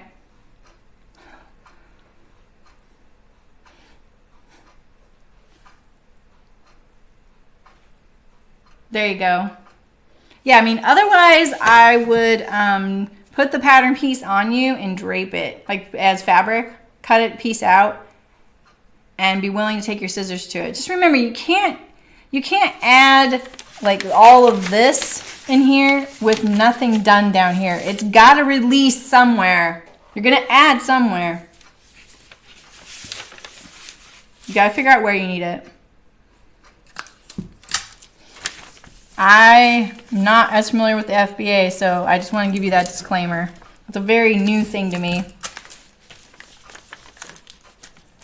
Okay, so let's somewhat put the pattern back together. Okay, what else, you guys? You want to talk pants? What does that say? Enter broadcast announcement. What's that?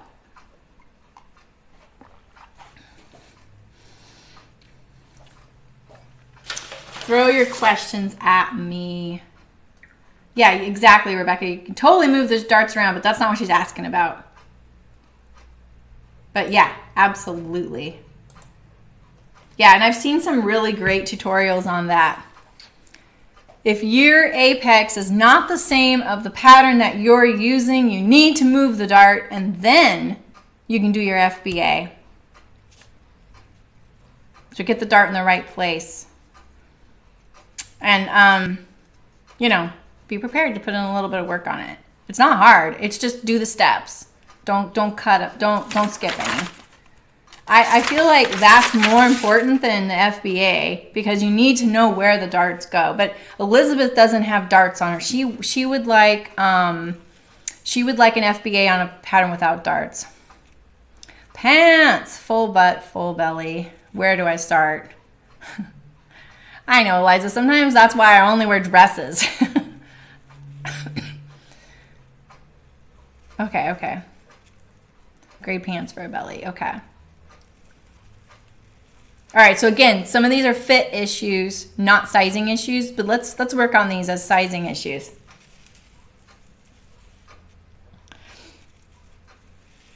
Okay. All right, so let me move some of this out of the way here.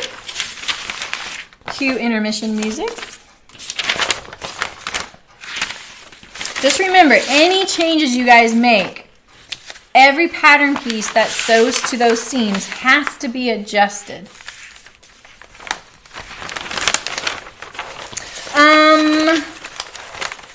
Basically, I made muslins, Rosla. And you know, I feel like when I was coming up sewing, like the ages I was, the knits were becoming more prevalent, but knits were not. How do I put this? Like, I'm trying to think of what I think of it. You wouldn't see someone wearing a t-shirt at work. Let's put it that way. T-shirts were like a weekend thing or a celebratory thing. It was very much a new thing. So clothes were very much had darts in them and were wovens a lot of the time. And it was the 80s and 90s too. Although there was the grunge thing, I didn't participate in that. So I feel like because of that, I just had to definitely make a muslin and fit things to me. And I was thinner. It was a little easier. Had to add tummy control to pants. Oh, you could put a knit panel in there. That's definitely a sewing thing. Size 12 in the bodice, 18 in the hip. Yeah. Gradually increase from the waist to the hip. Can you draw the lines like I did from the 4 to the 14 on that Aster? You just dislike darts at the bust, Elizabeth? Yeah, or your t-shirts or your boyfriends. Yeah, they didn't even make women's t-shirts, you guys. That was like not like that's probably the reason I don't wear t-shirts, because I kind of came of an age at a time when t-shirts just look terrible on me. My body shape is so feminine, and a t-shirt makes me look like I'm 6 sizes bigger than I am. So I need shape to my garments to make them look who I am, you know? Yeah, good point. All right, so I have some pants here.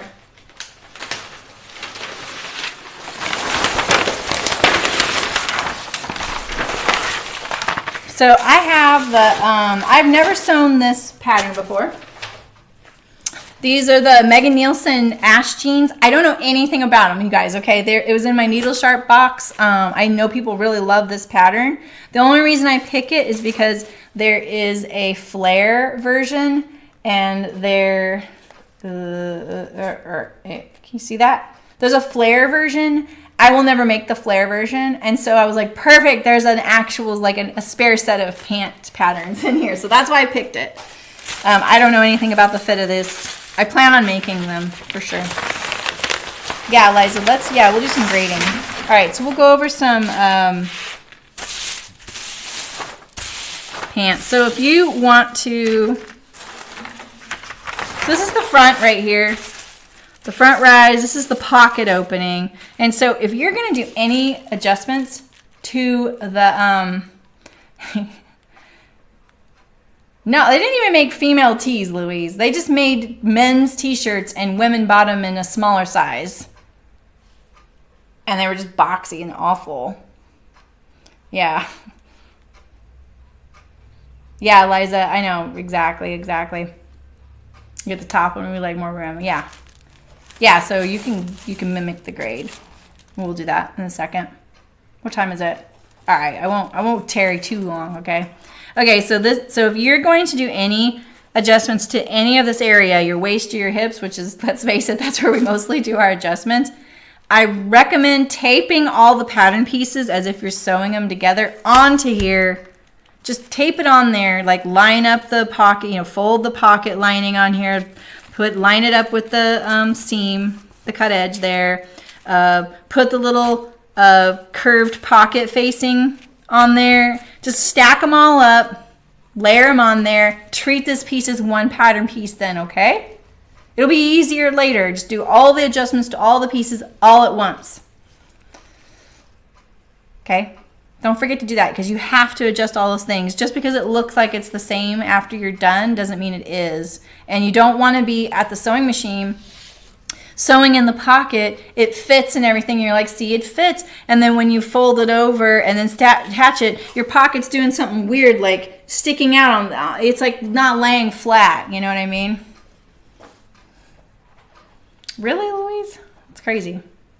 Lucky duck. I worked at Bum Equipment, you guys, when Bum Equipment was a big deal. And they were just boxy sweatshirts with stretched out waistbands and then the little t-shirts. There was no feminine cut, even for girls. We started doing it. We were like, ooh, let's do a girls' tee. And we were like, woo! It was like revolutionary. Okay, let me move some of this stuff out of my way here.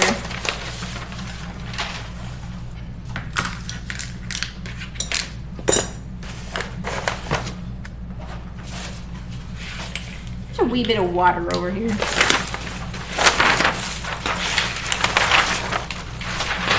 All right, so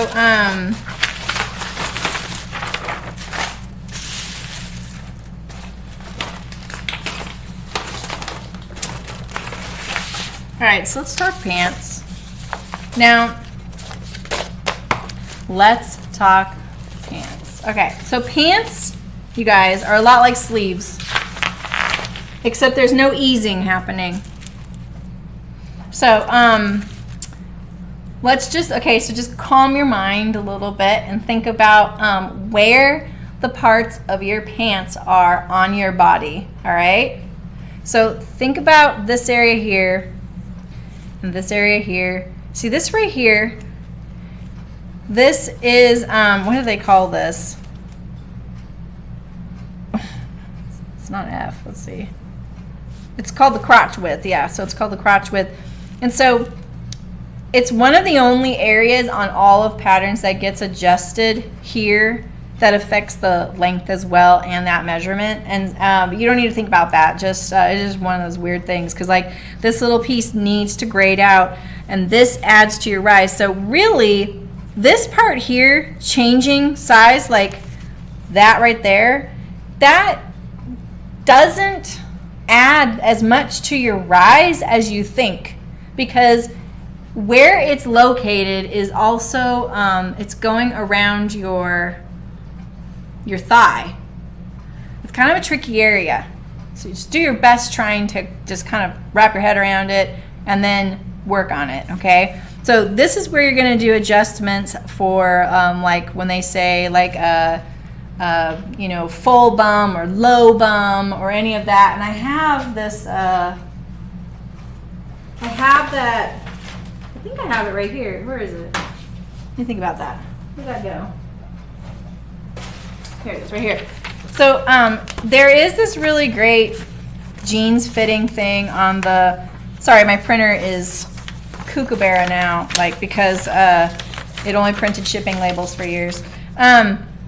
This is from the Closet Case website for ginger jeans.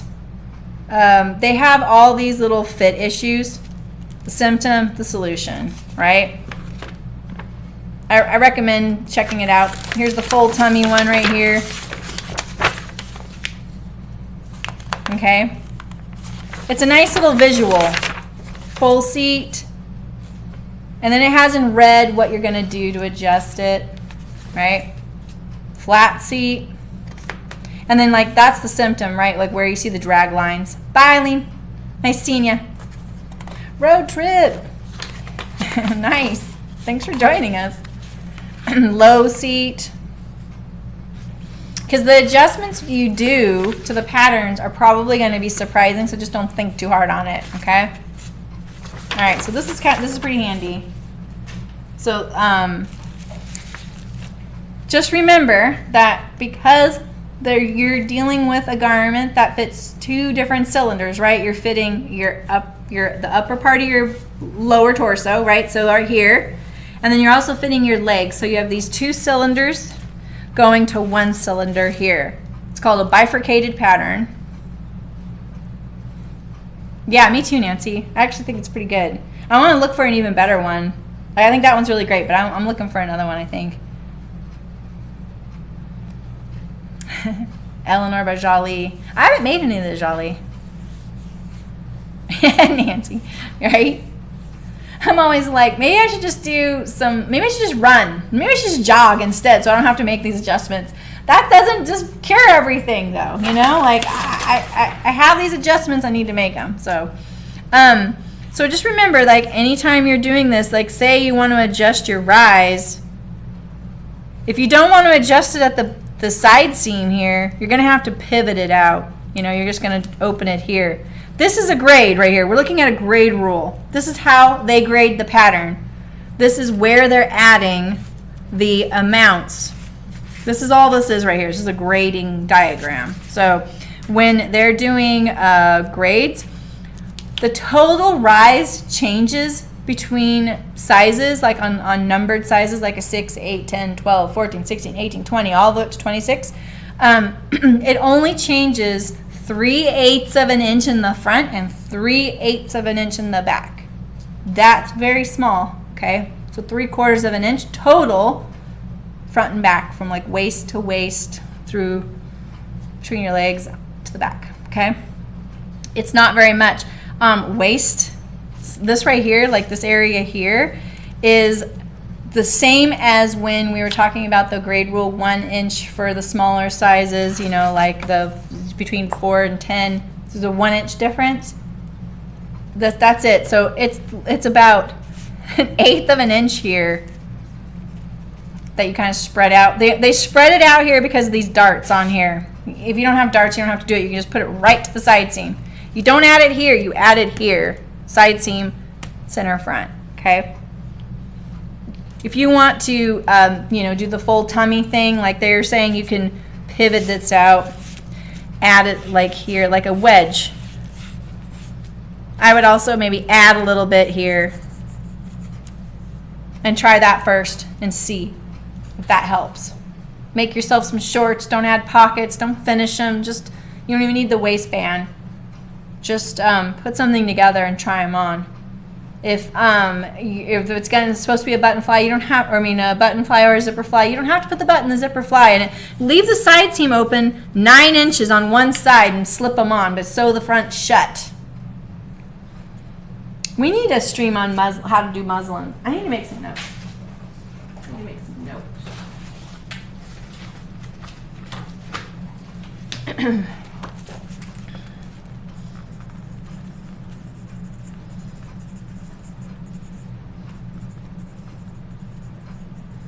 Just a second, sorry guys.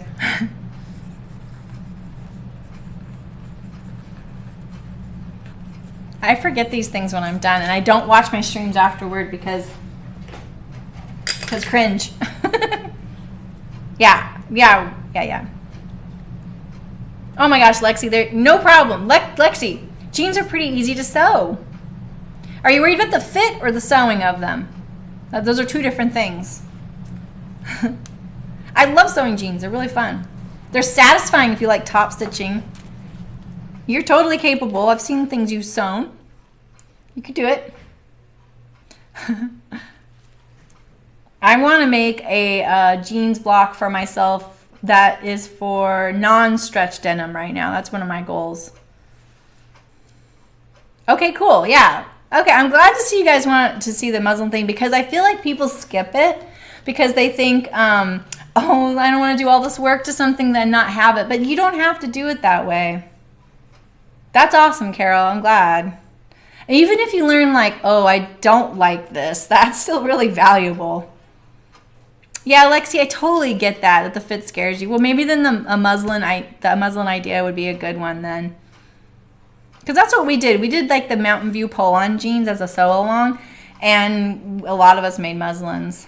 That was really fun. We got to come up with a sew-along for the fall, you guys. Yeah, right? Louise, that's what I was thinking too. You're still stressed over the mountain. Put him aside, Eliza. No stretch. I know, Elizabeth. I just, you know why? Because I want shorts, and I don't want my shorts to be stretch. Muslin easy method. Yeah, you know, when I sewed muslins, it would literally take me 10 minutes to sew the whole garment. Yeah. Okay, and so here's another tip. When you're sewing muslins, you guys, get fabric you don't mind throwing away. I know that sounds terrible. You're a serial musliner. Exactly. Me too, Rebecca. I am too. Yeah, so maybe there's something else, Eliza. Maybe try and do the opposite of what you think.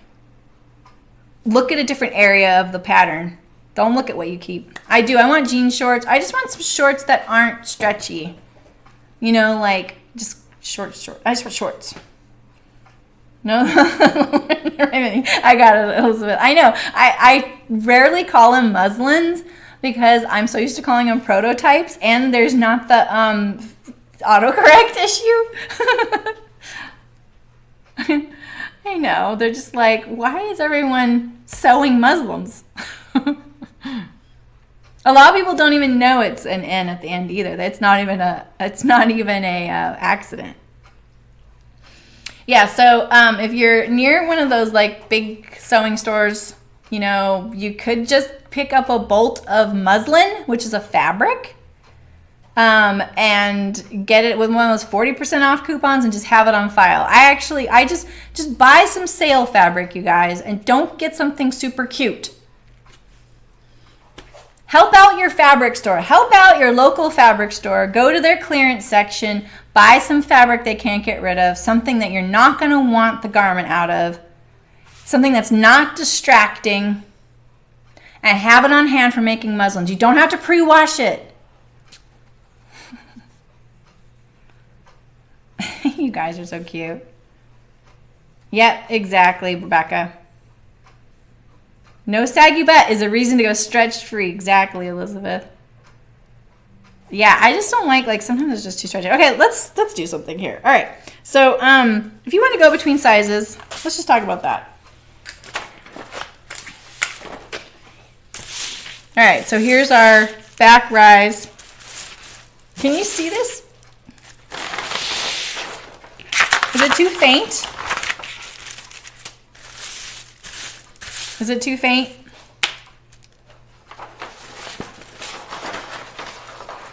I'm seeing, what I see on my screen is only this big, so I can't really tell. You have to tell me if it's too faint. I can kind of adjust the lighting if you like. SpongeBob prototypes. Is that like a play on SpongeBob SquarePants? I like that. Okay, all right, so if you're gonna go between sizes, you're gonna blend. You're gonna just do that. Like if your waist is this one right here, and you want that hip, make sure you're blending at the seam line, right? This is your seam line, so go start there. And we'll shoot for this one right here, okay? So you gotta find that fullest part, which is kind of about here. Try and get there. Okay.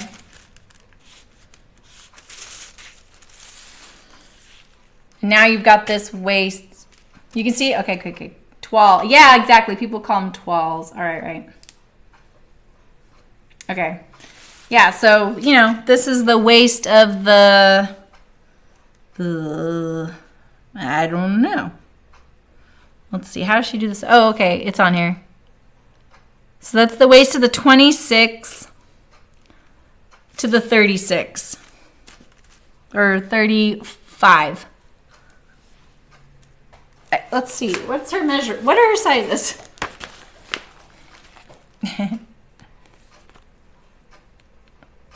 Okay, what do these sizes mean? Is this okay? So the sizes are based on the waist measurement. All right.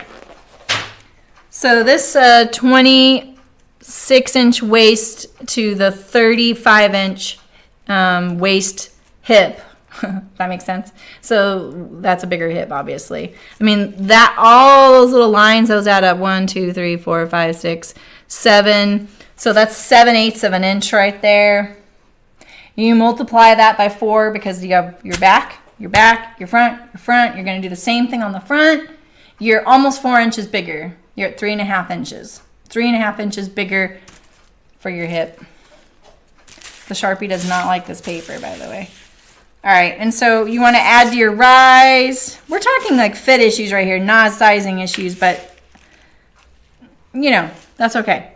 If you want to add to your rise, you're literally just going to add a parallel line there and blend it in. But remember, you need to look at like, okay, so this right here, I'm trying to think of how to pattern like my knit t-shirt. So we're going to look at the larger side so you can see what I'm doing. Okay, this is the one I'm adjusting. let's put the seam allowance on here. I don't know what it is. I'm gonna say it's a 1/2 inch, okay? All right, so now I wanna raise the back rise 3/4 of an inch. I didn't do it right here where the grade is. That's okay, okay? You don't have to. You guys getting spammed by all my messages? You're going to find this grain line here. Let's just carry it all the way up. Now, I like to think of patterns having a 0, 0 point. They do. And I always use the seam line here.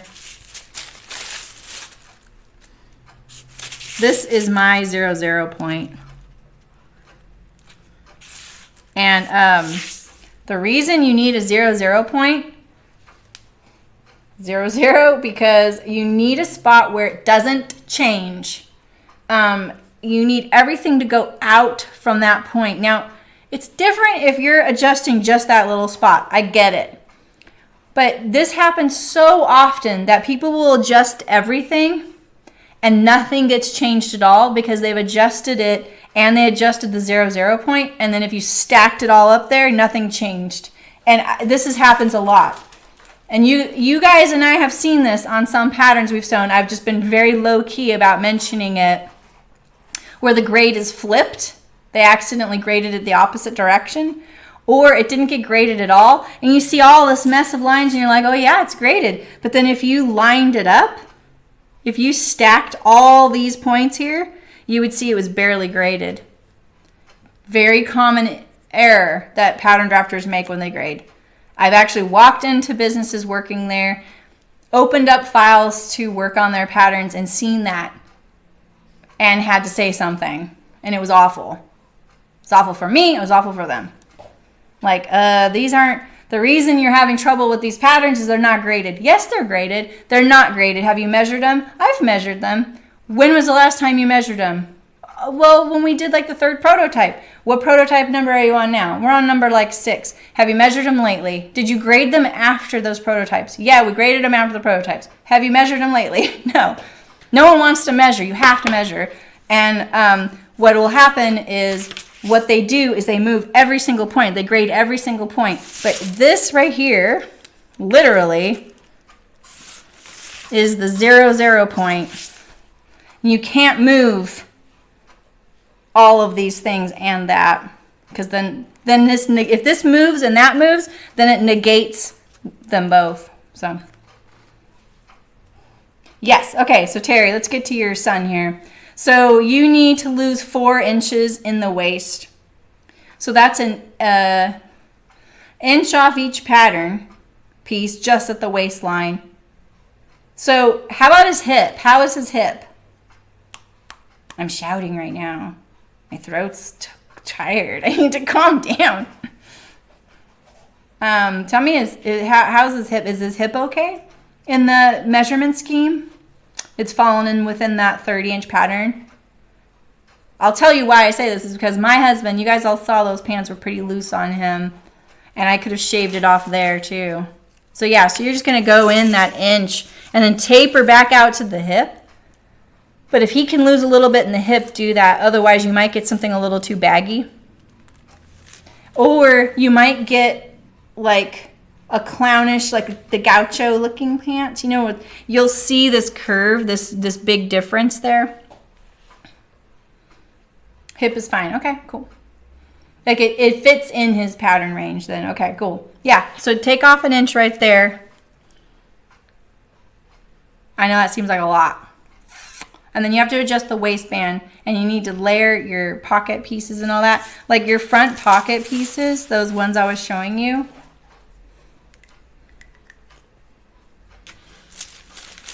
What do you mean a quilter? Not for Terry though. You mean you would like to grade out the waist? Yeah, you can grade out the waist, yeah. So if you wanted to, like for me, I always have to go in at the waist because I like to bring out my waist too. But yeah, you can just grade. So like this 1/8 of an inch, or just like even a quarter, if you went a 1/4 of an inch out from here, that's an inch extra on your pattern. So 1/4 of an inch on your back and your front is an inch total circumference. Because remember, you have to do what you're doing. You don't have to do what you're doing on your front and your back all the time. But if you're adding to total circumference equally, you need to divide it by 4 and add it to the back and the front. You know, you don't really need to add it here. You need this. You need these curves here.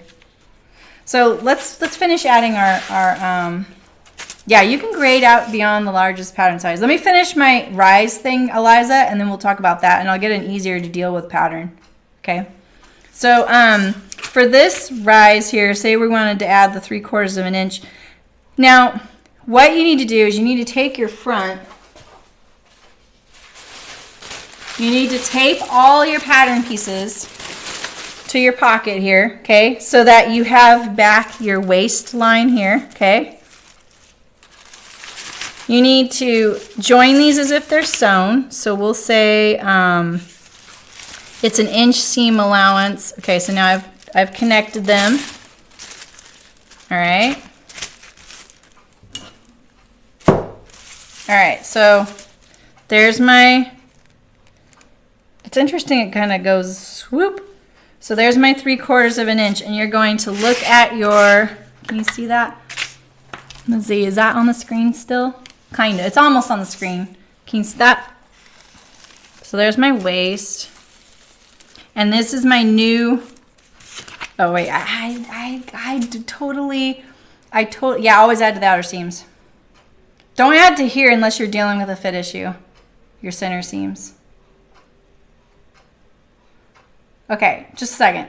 So this point here, the reason I was talking about the 0, 0 is that I really want this point to go straight up from where it was. So this is that point right there. This is the seam line, right?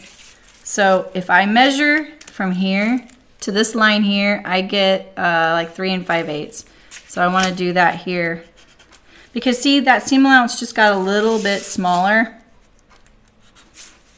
I'm not adding to this back waist. I just have to move this point parallel. You can also shift the back, slide it up, retrace it, and slide it back down. But you need this point to be in the same place. Otherwise, you will lose your waist. You'll lose measurement here. So you need this point to move straight up. That's why I use this line. You can even do it like this. You can draw a straight line like this, straight through that. Make sure it's perpendicular. Oh, wait, let's do that. Okay, it's right about here, okay? You see that? That point needs to move up, okay?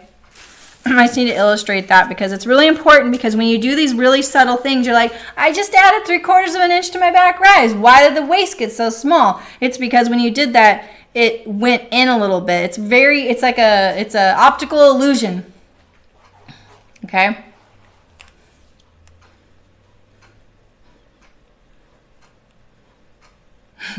I'm getting there, Eliza. Okay, so if you're gonna add to your back rise, you're gonna now blend this all the way to the front, okay? Sorry, this is really messy. The tissue paper is like, it keeps folding under my pen. So see that? Because you don't want to just go like, you don't want to just go like this. It will look weird because you will now have created a point at your center back that looks like this. This is your butt right here, okay? And then you'll be at your waistband and you're like, my waistband doesn't do that, right? So you need to make sure that this is nice, smooth adjustment. You have your right angles here. I don't want to overwhelm you guys. I don't want to lose you guys. I'm just trying to illustrate the fact that every little thing you did, yeah, right, So Joy? I have too. I've made that mistake before too. I'm like, I got this. And I do it, and then I'm like, what the heck happened? I'm a professional. Yeah, so just make sure you respect where this point already was, and you move it up. Just eek.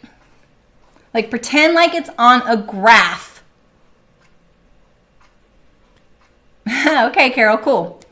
Pretend like this whole pattern is on a grid, because that, when it's graded, is what you're doing. You're looking at it as a grid, and the X and Y axis, and all the little points, and you're moving things like that. You know what I mean? And so when you need to make a fit adjustment, you don't really want to move this point on the grid of like the y-axis, right? You want it to stay on that. So you need it to move, or wait, the x-axis. Sorry, I'm a little confused because I'm looking at it 2 different ways. All right, so let's look at grading up a size. Yeah, Carol, I do too. Actually, what I always need is more in the back, yeah, and less in the front, or just not in the front. Yeah, exactly. Whatever you call it, that's what we need. It's why I've been working really hard on if I need this like sway back adjustment. It's not a sway back adjustment I need, but there's not a name for it. It's more that my upper back is more pronounced. Like picture a humpback.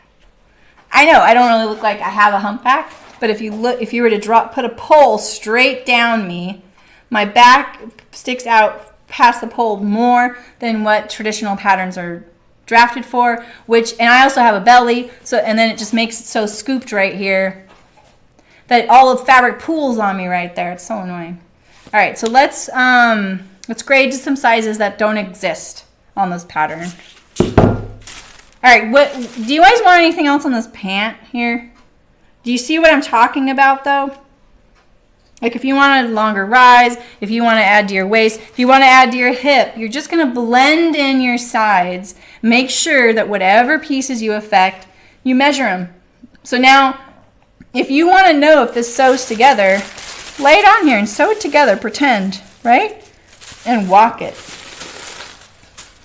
Okay, there's a notch here. Perfect. I didn't change anything below the notch, so all I need to do is walk it to that notch and make sure it still works. And then adjust the piece you already adjusted, or the other way, okay? Think of it logically. Don't shortchange yourself. Don't shortchange your future you at the sewing machine over there. You know what I mean? Like you need to pretend like you're going to be sewing it. How to remove from the front. I need to rise back and lower the front. So yeah, we could do that. Oh, look at that. I don't want Sharpie on my new table.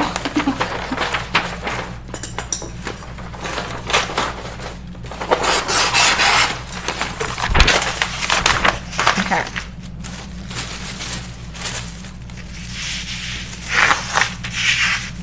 All right, so let's say, so I'm lining up these lines on the original pattern. None of the changes we've done yet, okay? All right, so we've got our patterns lined up. We have all our pocket pieces there. And then you wanted to drop the front waist 3/4. How about green? No, let's do red. All right, so here's our new line.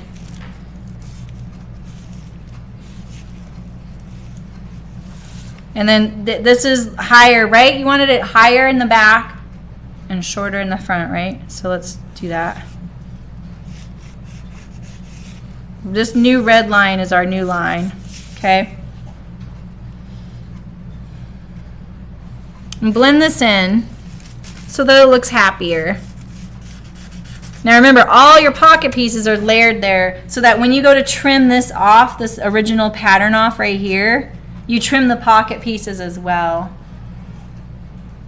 Now, if I'm actually gonna take that back a little bit. If you're gonna trim off your pocket here, you kind of want to move. You want to move this pocket opening down. You don't want this to change. So slide it down and retrace it so that you still have the same pocket opening. You know what I mean? But this line here, and you know these junctures here, you may need to trim it a little bit here and there. They should lay flush with your front. Your front pockets are just basically like, think of them as facings. you know, they're going to be the exact same pieces behind your pattern pieces. We're totally doing this quick and dirty, you guys, but I feel like this, you know, I just want you to feel empowered to just try it out. But does that make sense? So you've dropped it 3/4 here. That's quite significant. And you added 3/4 here. This is exactly what I did on my mountain views, by the way. And I could do a little more. Yeah, right, Nancy? You want a straighter hip? Yeah, totally. So the straighter hip, you know, you can take it out here. Try not to mess around with this right here, unless you have a specific fit issue with your butt. And it's the same with the front rise. Like, look at that chart. Like, if you have fit issues, specific issues, I would look at that, the closet case jeans chart, or Google it, or we can address it here another time, because those things are really helpful as well. But if you're trying to get your size first, you know, your waist, your hip, your inseam, your outseam, those kind of the big number things, you know, like the big ticket items, this is what you're going to work on first. And your rise. Those are kind of your hallmarks, like the kind of the, what's the word I'm looking for? Kind of the keys, you know? Yeah, you don't want to change that pocket. And like, say here, you know, if you've raised this up, you might want to raise your pocket up. You may not want to. Just remember, you've affected this pattern piece. Like, if you wanted to change these into low-rise pants, come on, this pocket, it would end up being like this deep, you know? So you need to move it down. And that is why a lot of pockets are so shallow. People are always like, oh, pockets are so shallow. They don't even put, so I can put my keys in there. They're just like a token pocket. But at the same time, it's because if you make the pockets deep enough on some of those pants that are really low rise, when you sit down, your pocket is like in the juncture of your leg and your body, and it's uncomfortable. Bigger's not always better, right? Size matters, but it's not always bigger, you know. That's smart, Nancy. You can just do your seam allowance. If that's enough for you, you're essentially doing the same thing. You're just tapering it at the sewing machine. Yeah. All right, so let's, Eliza, what are you grading? Are you grading a top or a pant?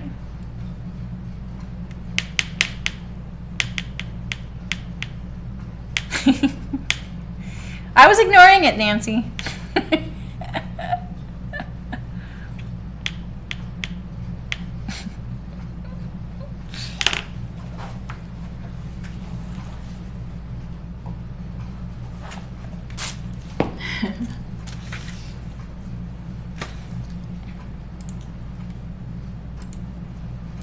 All right.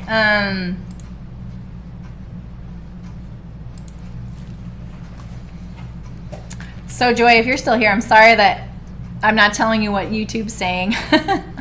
You're probably like, what is she talking about? I know you're over on the Twitch side. Pants to a larger size. Okay. Am I gonna browse my pattern rack? How many sizes are you wanting to go up? Like two or three? You want to make the gym size shorts a bigger size? Yeah. So, okay. I'm gonna do different pattern pieces because these are kind of hard to work with because of the tissue paper.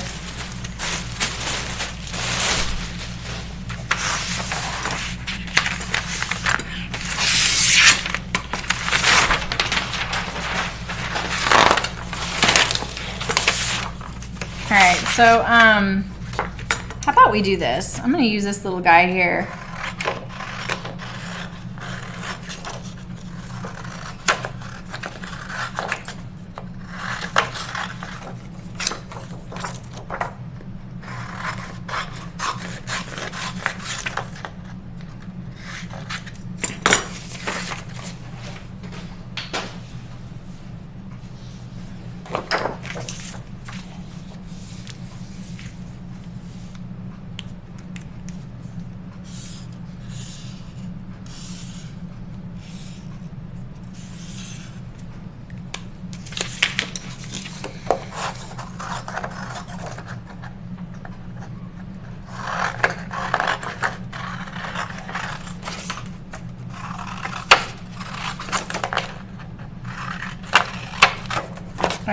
So we'll do a quarter scale so you can see the whole thing.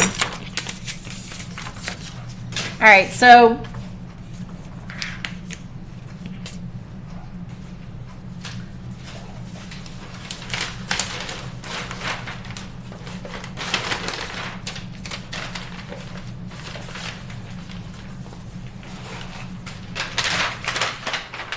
why do I never have enough space? Oh, it's right here. It's right here. Okay. So let's say,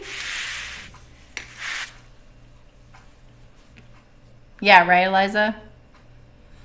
I mean, if it's a different style, it might be worth finding a pattern that reflects the style you're going for better. But I know what you mean, because like when I made my ginger jeans, I started with the pattern I had, not knowing that you could buy the ginger jeans, I think, in 2 different styles. And I bought a low-rise skinny jean. I don't wear low-rise skinny jeans. There's nothing about me that is low-rise or skinny. So I wanted something that was closer to my natural waist and not skinny. So I had to adjust those quite a bit. Now they're not even ginger jeans practically, but they're a good starting point, you know? So let's see. I would actually, I'm going to turn this pant this way because this is the way I would orient it as a pattern drafter. So yeah, let's say our grain line is here. Grain line is usually on a pant.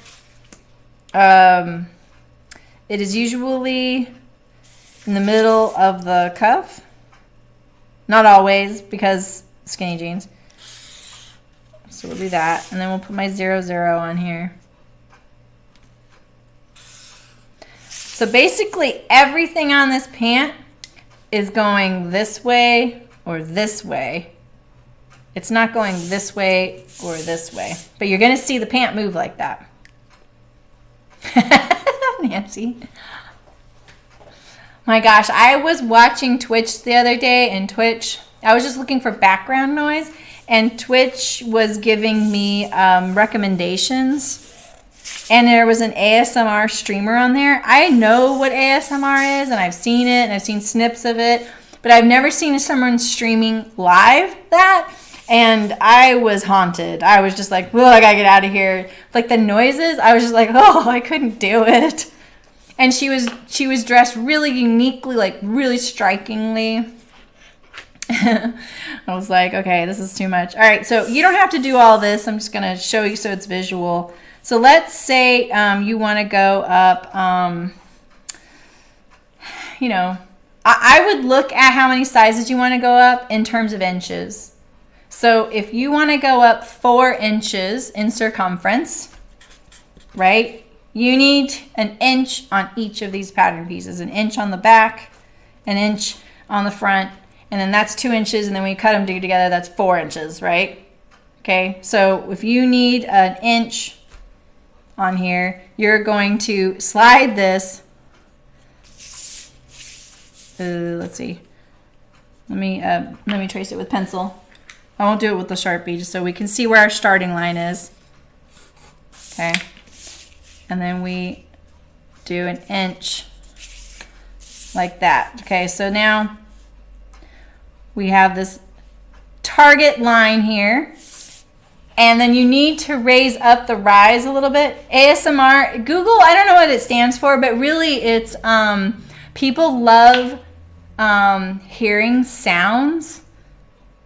And so it's just like Nancy was like sometimes when I'm ironing, you guys go, I just love just listening to you iron. That's very ASMR. But they'll do things like she'll sit there and tap her nails on the microphone or whisper. It's gives me shivers. There's other versions of it. Don't look too deeply into it, Eliza. It's a rabbit hole. Okay, so if you are going up 4 inches in your circumference, you're probably going to need it in the rise as well. 4 inches in the pants would be probably 2 sizes. I'm going to say 2 sizes. And so that means you need to grade the rise twice. Thank you, Lexi. Yeah, autonomous sensory meridian response. Basically, people like the sound of things. Yeah, so you're going to go up your rise. You're going to go 3/8 and 3/8. You're going to do it twice. All right, so now we have that line and this line. And we can kind of do our little corner there like that, all right? So this one up 3/8, 3/8. Time 2 rises, okay? 3/4. Sorry, my writing is so bad. And now this little pant is not in proportion to these changes, so you know, okay? And for the length, so what you can do is you can look at what they graded the pant. So if you see a bunch of like 1/8 inches, you know, count how many you want for the size you're going for. Like, oh, I'm going up, you know, like, oh, it fell on the ground over there. Dang it. Dang it, dang it.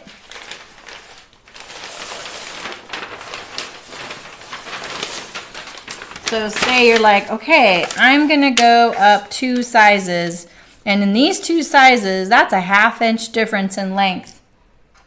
So you could do that. Now, sometimes when you get to upper sizes, here's a good example. So the distance between these going this direction, the 0 and the 2 are 1/4 inch. Up here, that's a 1/2 inch. So the rise slightly, or the grade slightly increases on the larger sizes. And down here, it's 3/8. So it's a 1/4 inch difference here, 3/8 here, and then 1/2 inch here. That is exactly a 1 inch, a 1.5 inch, and a 2 inch grade.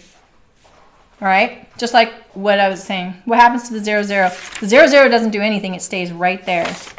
Always stays right there. So everything's moving from this point like that.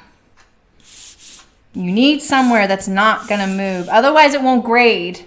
Because if you move this too, if you move this up here, if you move this line with that line, nothing has changed. Is that more illustrative of what I mean by the 0, 0?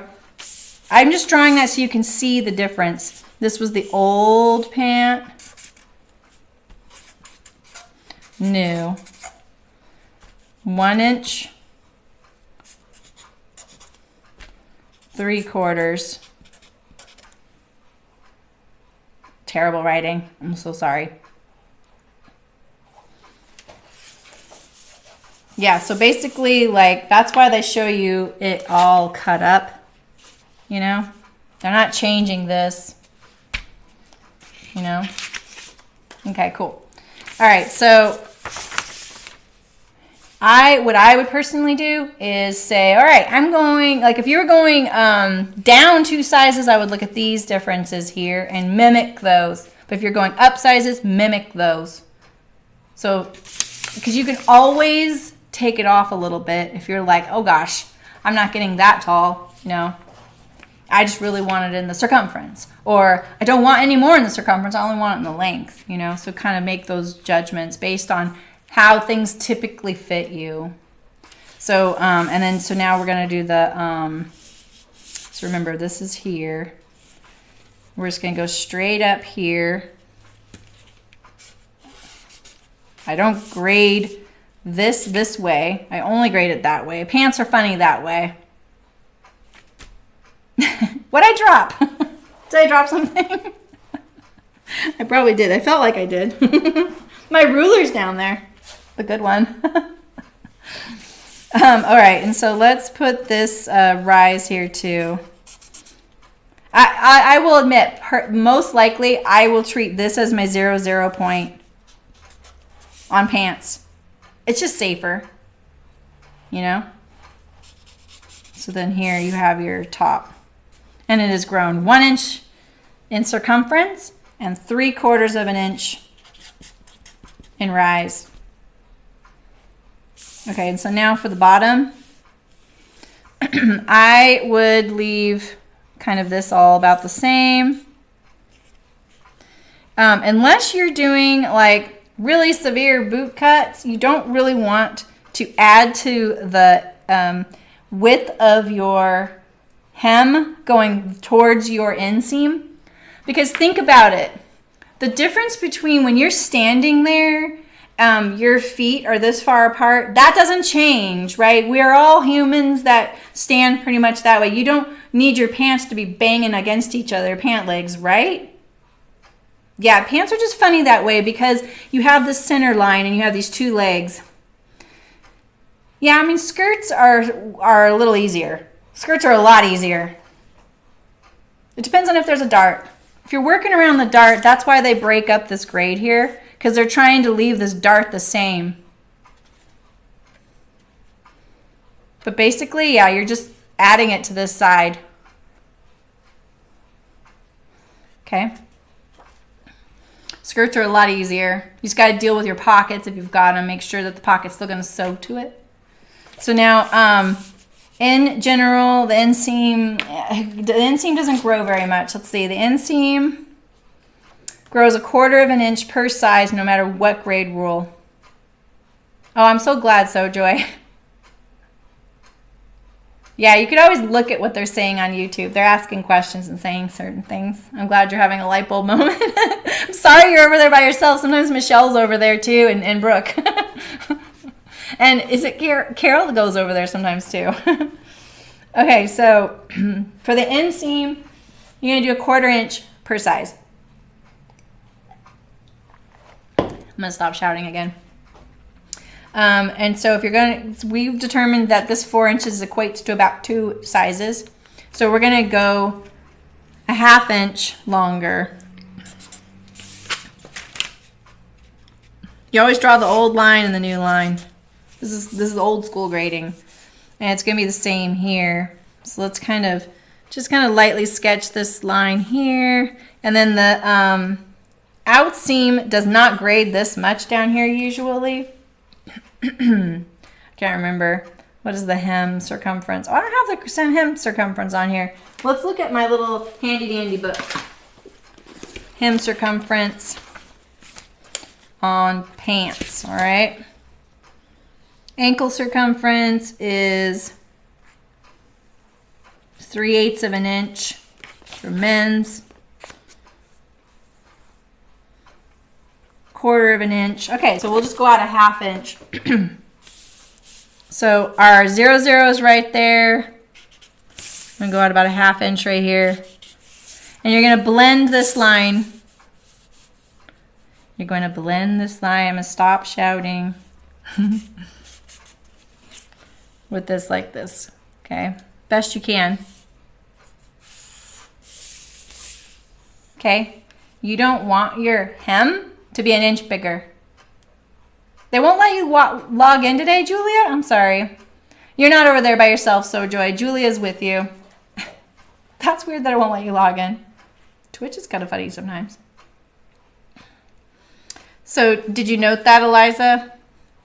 If you're making your waist bigger, let's face it, our ankles don't grow in proportion to our waists, right? So you don't need to grade it as much. Thank goodness our ankles don't grow. Julia's saying hi to you, so Joy. She's just saying it in YouTube. But she's over in, she's saying it in YouTube, but she's over in Twitch. All right, world peace, cool. Okay, cool. So here's your new pant. See the old one here.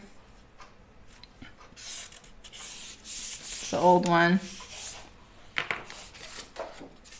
Oh, did I drop the red pin? Oh no, there. I think Nancy was just trolling me. Okay, so here's our old line. Okay. I'm so glad. Good, good, good. Ah, okay. So Joy said, hi, Julia. It's a meet cute. Any questions about this? Not as hard as you guys thought, right? Okay, so think about it. Pants are only basically 2 pattern pieces. It's just your front and your back.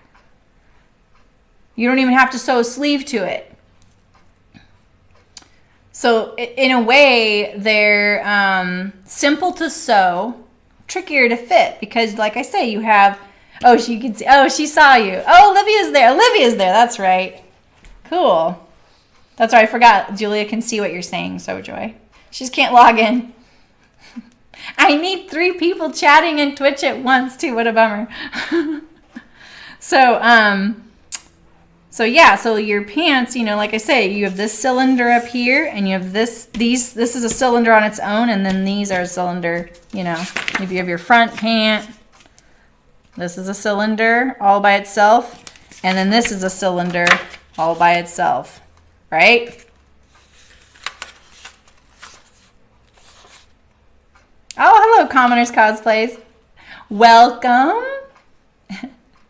Yeah, I'm so close to making that threshold, Commoners, but most people watch me on YouTube. It's okay, Julie. Don't worry about it. Don't worry about it. I know one of my last little things I need to do on there is get 3 people chatting at the same time on Twitch. 0 and 0 point. You like that, Sojoy? Awesome. Yeah. Awesome. I'm glad. I keep forgetting how to raid people, and I really want to raid someone. Cosplay is amazing. I love looking at cosplay.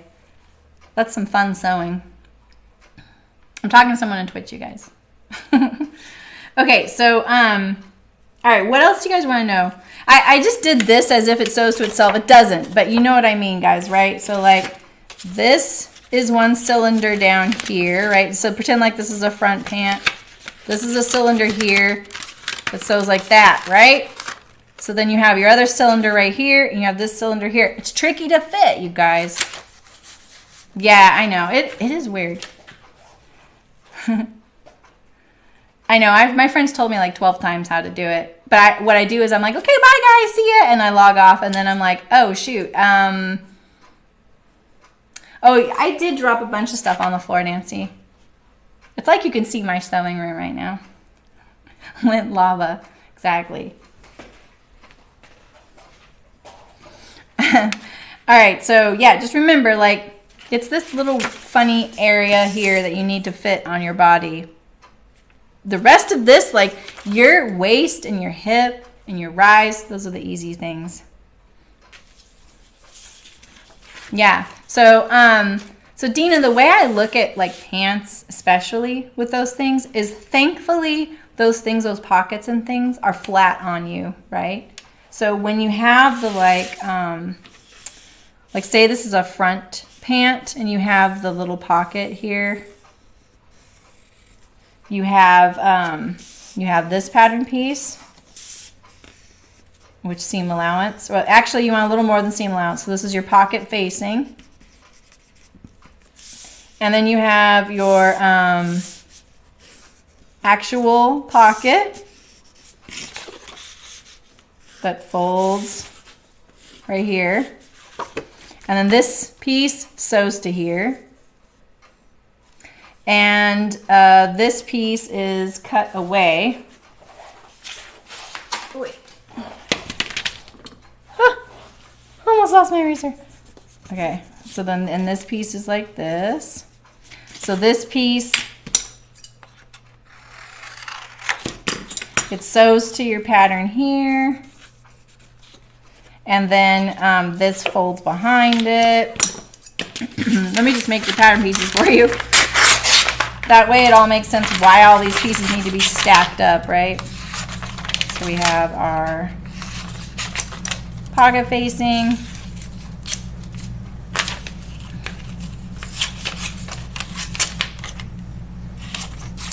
So when you're doing a muslin and you're doing the fitting, don't stress about it. Just lay all these pieces on top of here. So you have your pocket facing here, right?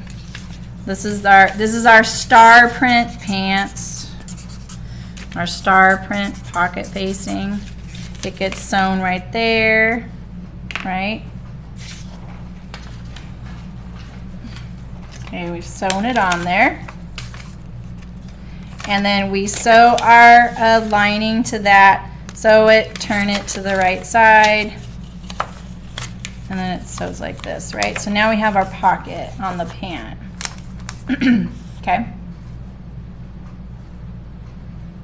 I know, commoner. I know, totally. Buy a quilter. Julia. Oh my gosh, you guys have talked a lot. Sorry, I'm missing you. Stitcherly, you're over there. Awesome. Twitch to shut you down. Oh well. Yeah, you can just be snarky over on YouTube. We appreciate it. Yeah, so this is like the typical way jeans are sewn together, right? And this would be the orange fabric right there, right? That's how your jeans you're probably wearing right now sew together. Yeah, so it's exactly. So you've got this piece, this piece. Yeah, I mean, it could be just two pieces. I just have a fold. Where would you take out the fold in the waistband, Terry? Okay, so usually waistbands are just a straight up rectangle, you know? You can just lop it off one end, but all your darts or notches aren't gonna match. So say you have your notch for your fly, right? You have your side seam notch, and then this is oh, this is kind of out of proportion. We'll pretend like my waistband keeps going. This is the center back, right? Okay, does that make sense? So this waistband's a lot longer. If you're taking off your 4 inches, you're going to take it off here. So you can slash it here, wherever you put it. If this is your side seam notch, then you're going to put it there. Take it off there. Oh, thanks, Eliza. Thank you. I appreciate that. Thanks for the donation. Yay. Yeah, when you come into Twitch and YouTube, you don't see the chat before you, so it looks like no one's there. Yeah. Oh, your waistband's 2 pieces. So is it like shaped? So if it's even shaped like this, you want to maybe walk your waistband on the waist seam here. Find out where the notches line up. Look at the sewing instructions, and if like this is the side seam notch, cut it here, overlap it, get rid of the extra, or add it. I appreciate that. Thanks, Eliza. Oh, that's Carol over. That's right. Your names are different. You guys are awesome. So Nancy. That's kind of a cute Twitch name, So Nancy. It's like sewing with Nancy. Legend. Okay, what else? Yeah, so Eliza, you're the one with the sun, right, that you needed to change. Wait, is it Eliza that needs that? Or, yeah, right? That was a long time ago. Who needed that? Who needed that for their son? So make sure you adjust the waistband. Forgot about the waistband. Add it. There you go, Julia. Oh, you guys are champs over on Twitch. I'm getting more Twitch comments now than YouTube. The thing about Twitch, you guys, you can zoom. If you're on a device where you can pinch zoom, you can zoom in on what I'm doing. And the video quality is better, and there's hardly any delay. So there's some advantages. So, Eliza, no, okay. Oh, Terry, you wanted it for your son. Yeah, that's right. So don't forget to adjust the waistband. And you can do it right where you added the extra at that notch. You can just extend your waistband as well and not worry about the notches. You guys are doing the multiple device thing. It's like becoming a job watching me. It's like work. That's awesome.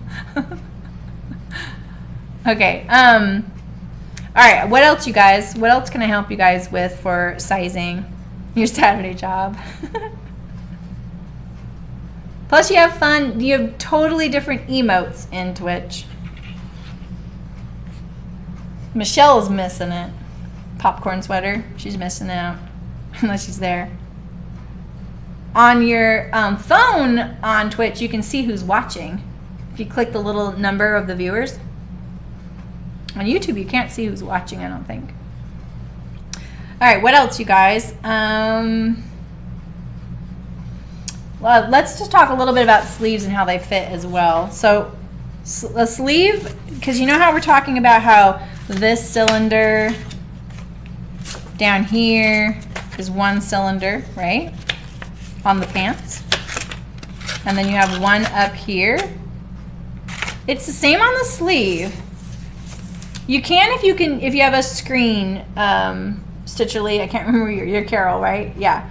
If you have a laptop where you can touch your screen, a touch screen. What the heck is that name of that? You can. Yeah, exactly. That's funny. Guys are so talented. So it's the same here, right? So on a sleeve,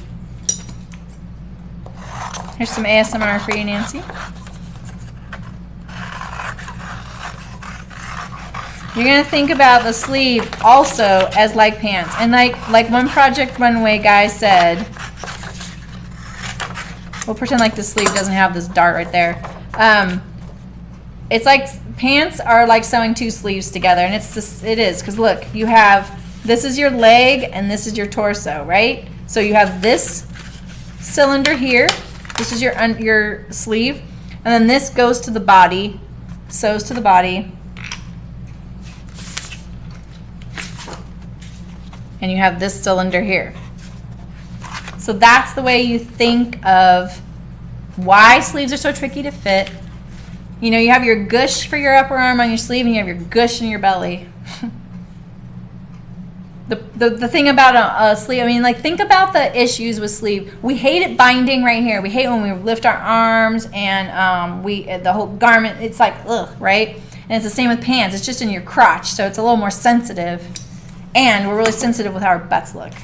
I know, you love that word, gush. So incidentally, this is kind of off topic, but I want to show you this one trick I have for fitting sleeves that you can try.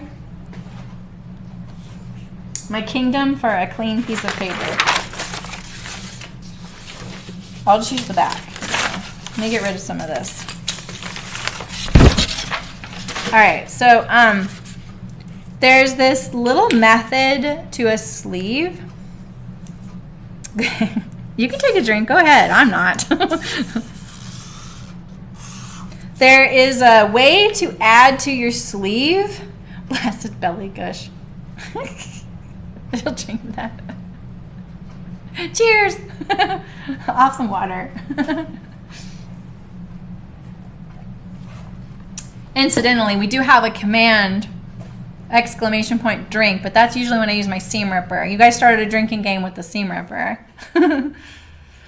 Okay, so one of my pet peeves when I lift my arms up in a sleeve is when it binds and my whole garment comes up and my belly shows, right? So one of the little things you can do is add something called a lift to a sleeve. And basically you can add like an inch or so or a little more right here. It's crazy, but this is what you do. You add this right here to your sleeve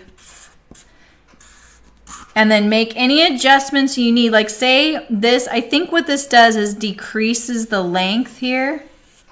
So go out a little bit.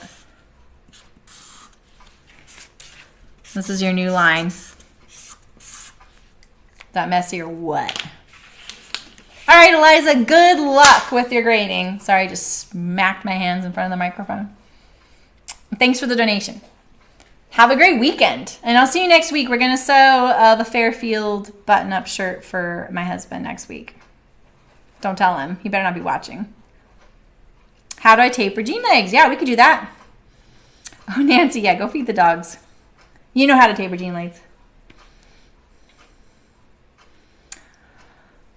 Check the length. Yeah, you could do that, Julia. I like using my ruler. I go like this and I bend it.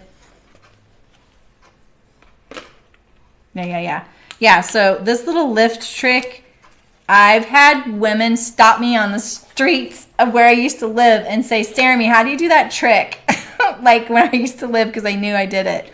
Because they would borrow I used to have a block, like a basic bodice block that I wore. And people would borrow my block. I'm like, it's fit for me. And they would use this little trick. But yeah, you can just add something called a lift. And it's going to add a little fabric right here, okay? So don't go overboard with it. All right, so yeah, so just add this little like bit where you just take the sleeve and then add it right here. Like that, okay? Okay, so let's taper some jean legs. So when you taper jean legs, in general, you're gonna do it to the out seam. So here is your pant right now, okay? But if this is pretty straight right here, you have room to taper. You can taper both. So I would taper them equally on your thing. So let's say you want to do like 3/4 of an inch on each side. And then you're just going to blend in this line. Okay. Tapering is not hard.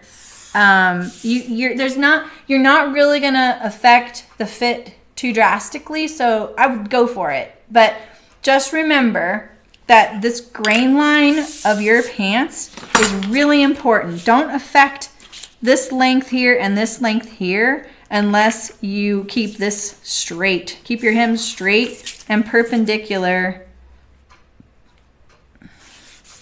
because this grain line is really important in pants, because if you've ever bought a cheap pair of pants and the legs rotate around your leg, they torque, that's because they're cut off grain.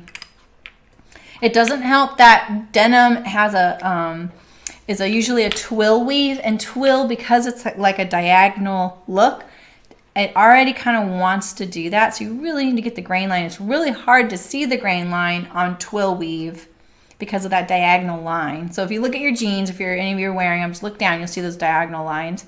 That's not the grain line. So you need to make sure that you don't lose this grain line.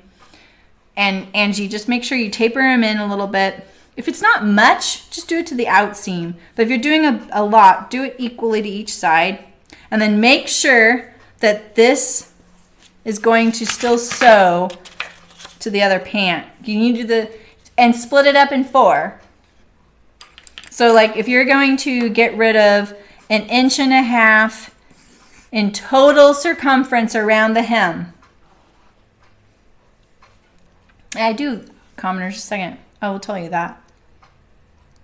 No, Razla, don't adjust the armhole. For that lift, you just do the sleeve. You just need to make sure it still sews to it. And that's why I say add that little bit, because it's right here. Because I think when you do lift it, it shortens the seam, so you need to kind of continue it out here. So you're adding all this fabric, so just don't go overboard. So make sure that your inseams still sew to each other and your out seams still sew to each other. If you're going to decrease the total hem circumference, like say this hem circumference measures 18 and you want to go down to 16.5, you need to take off 3/8 here, 3/8 here on the back, and 3/8 and 3/8 on the front. And that's 3/4, 3/4, 1.5. Okay? Just do it evenly. I'm glad you're learning a lot, Nancy. So to keep your grain lined up while cutting, commoners, what I always do is measure the grain line. Oh, this one, of course, doesn't have one. I'll just draw one on here for you. We'll pretend like this line right here is the grain.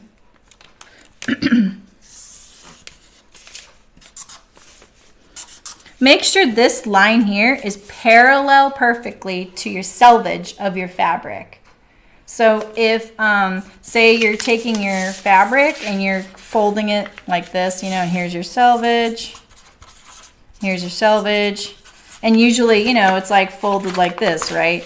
Your fabric comes to you folded off the bolt like this, and you're like, oh, I don't want to cut my back all the way in the middle and have all this waste, so I'm going to fold it. Keep these parallel here, and then place your pattern piece on here and make sure this line is parallel to the selvage and your fold is parallel to the selvage, and that'll keep it on grain.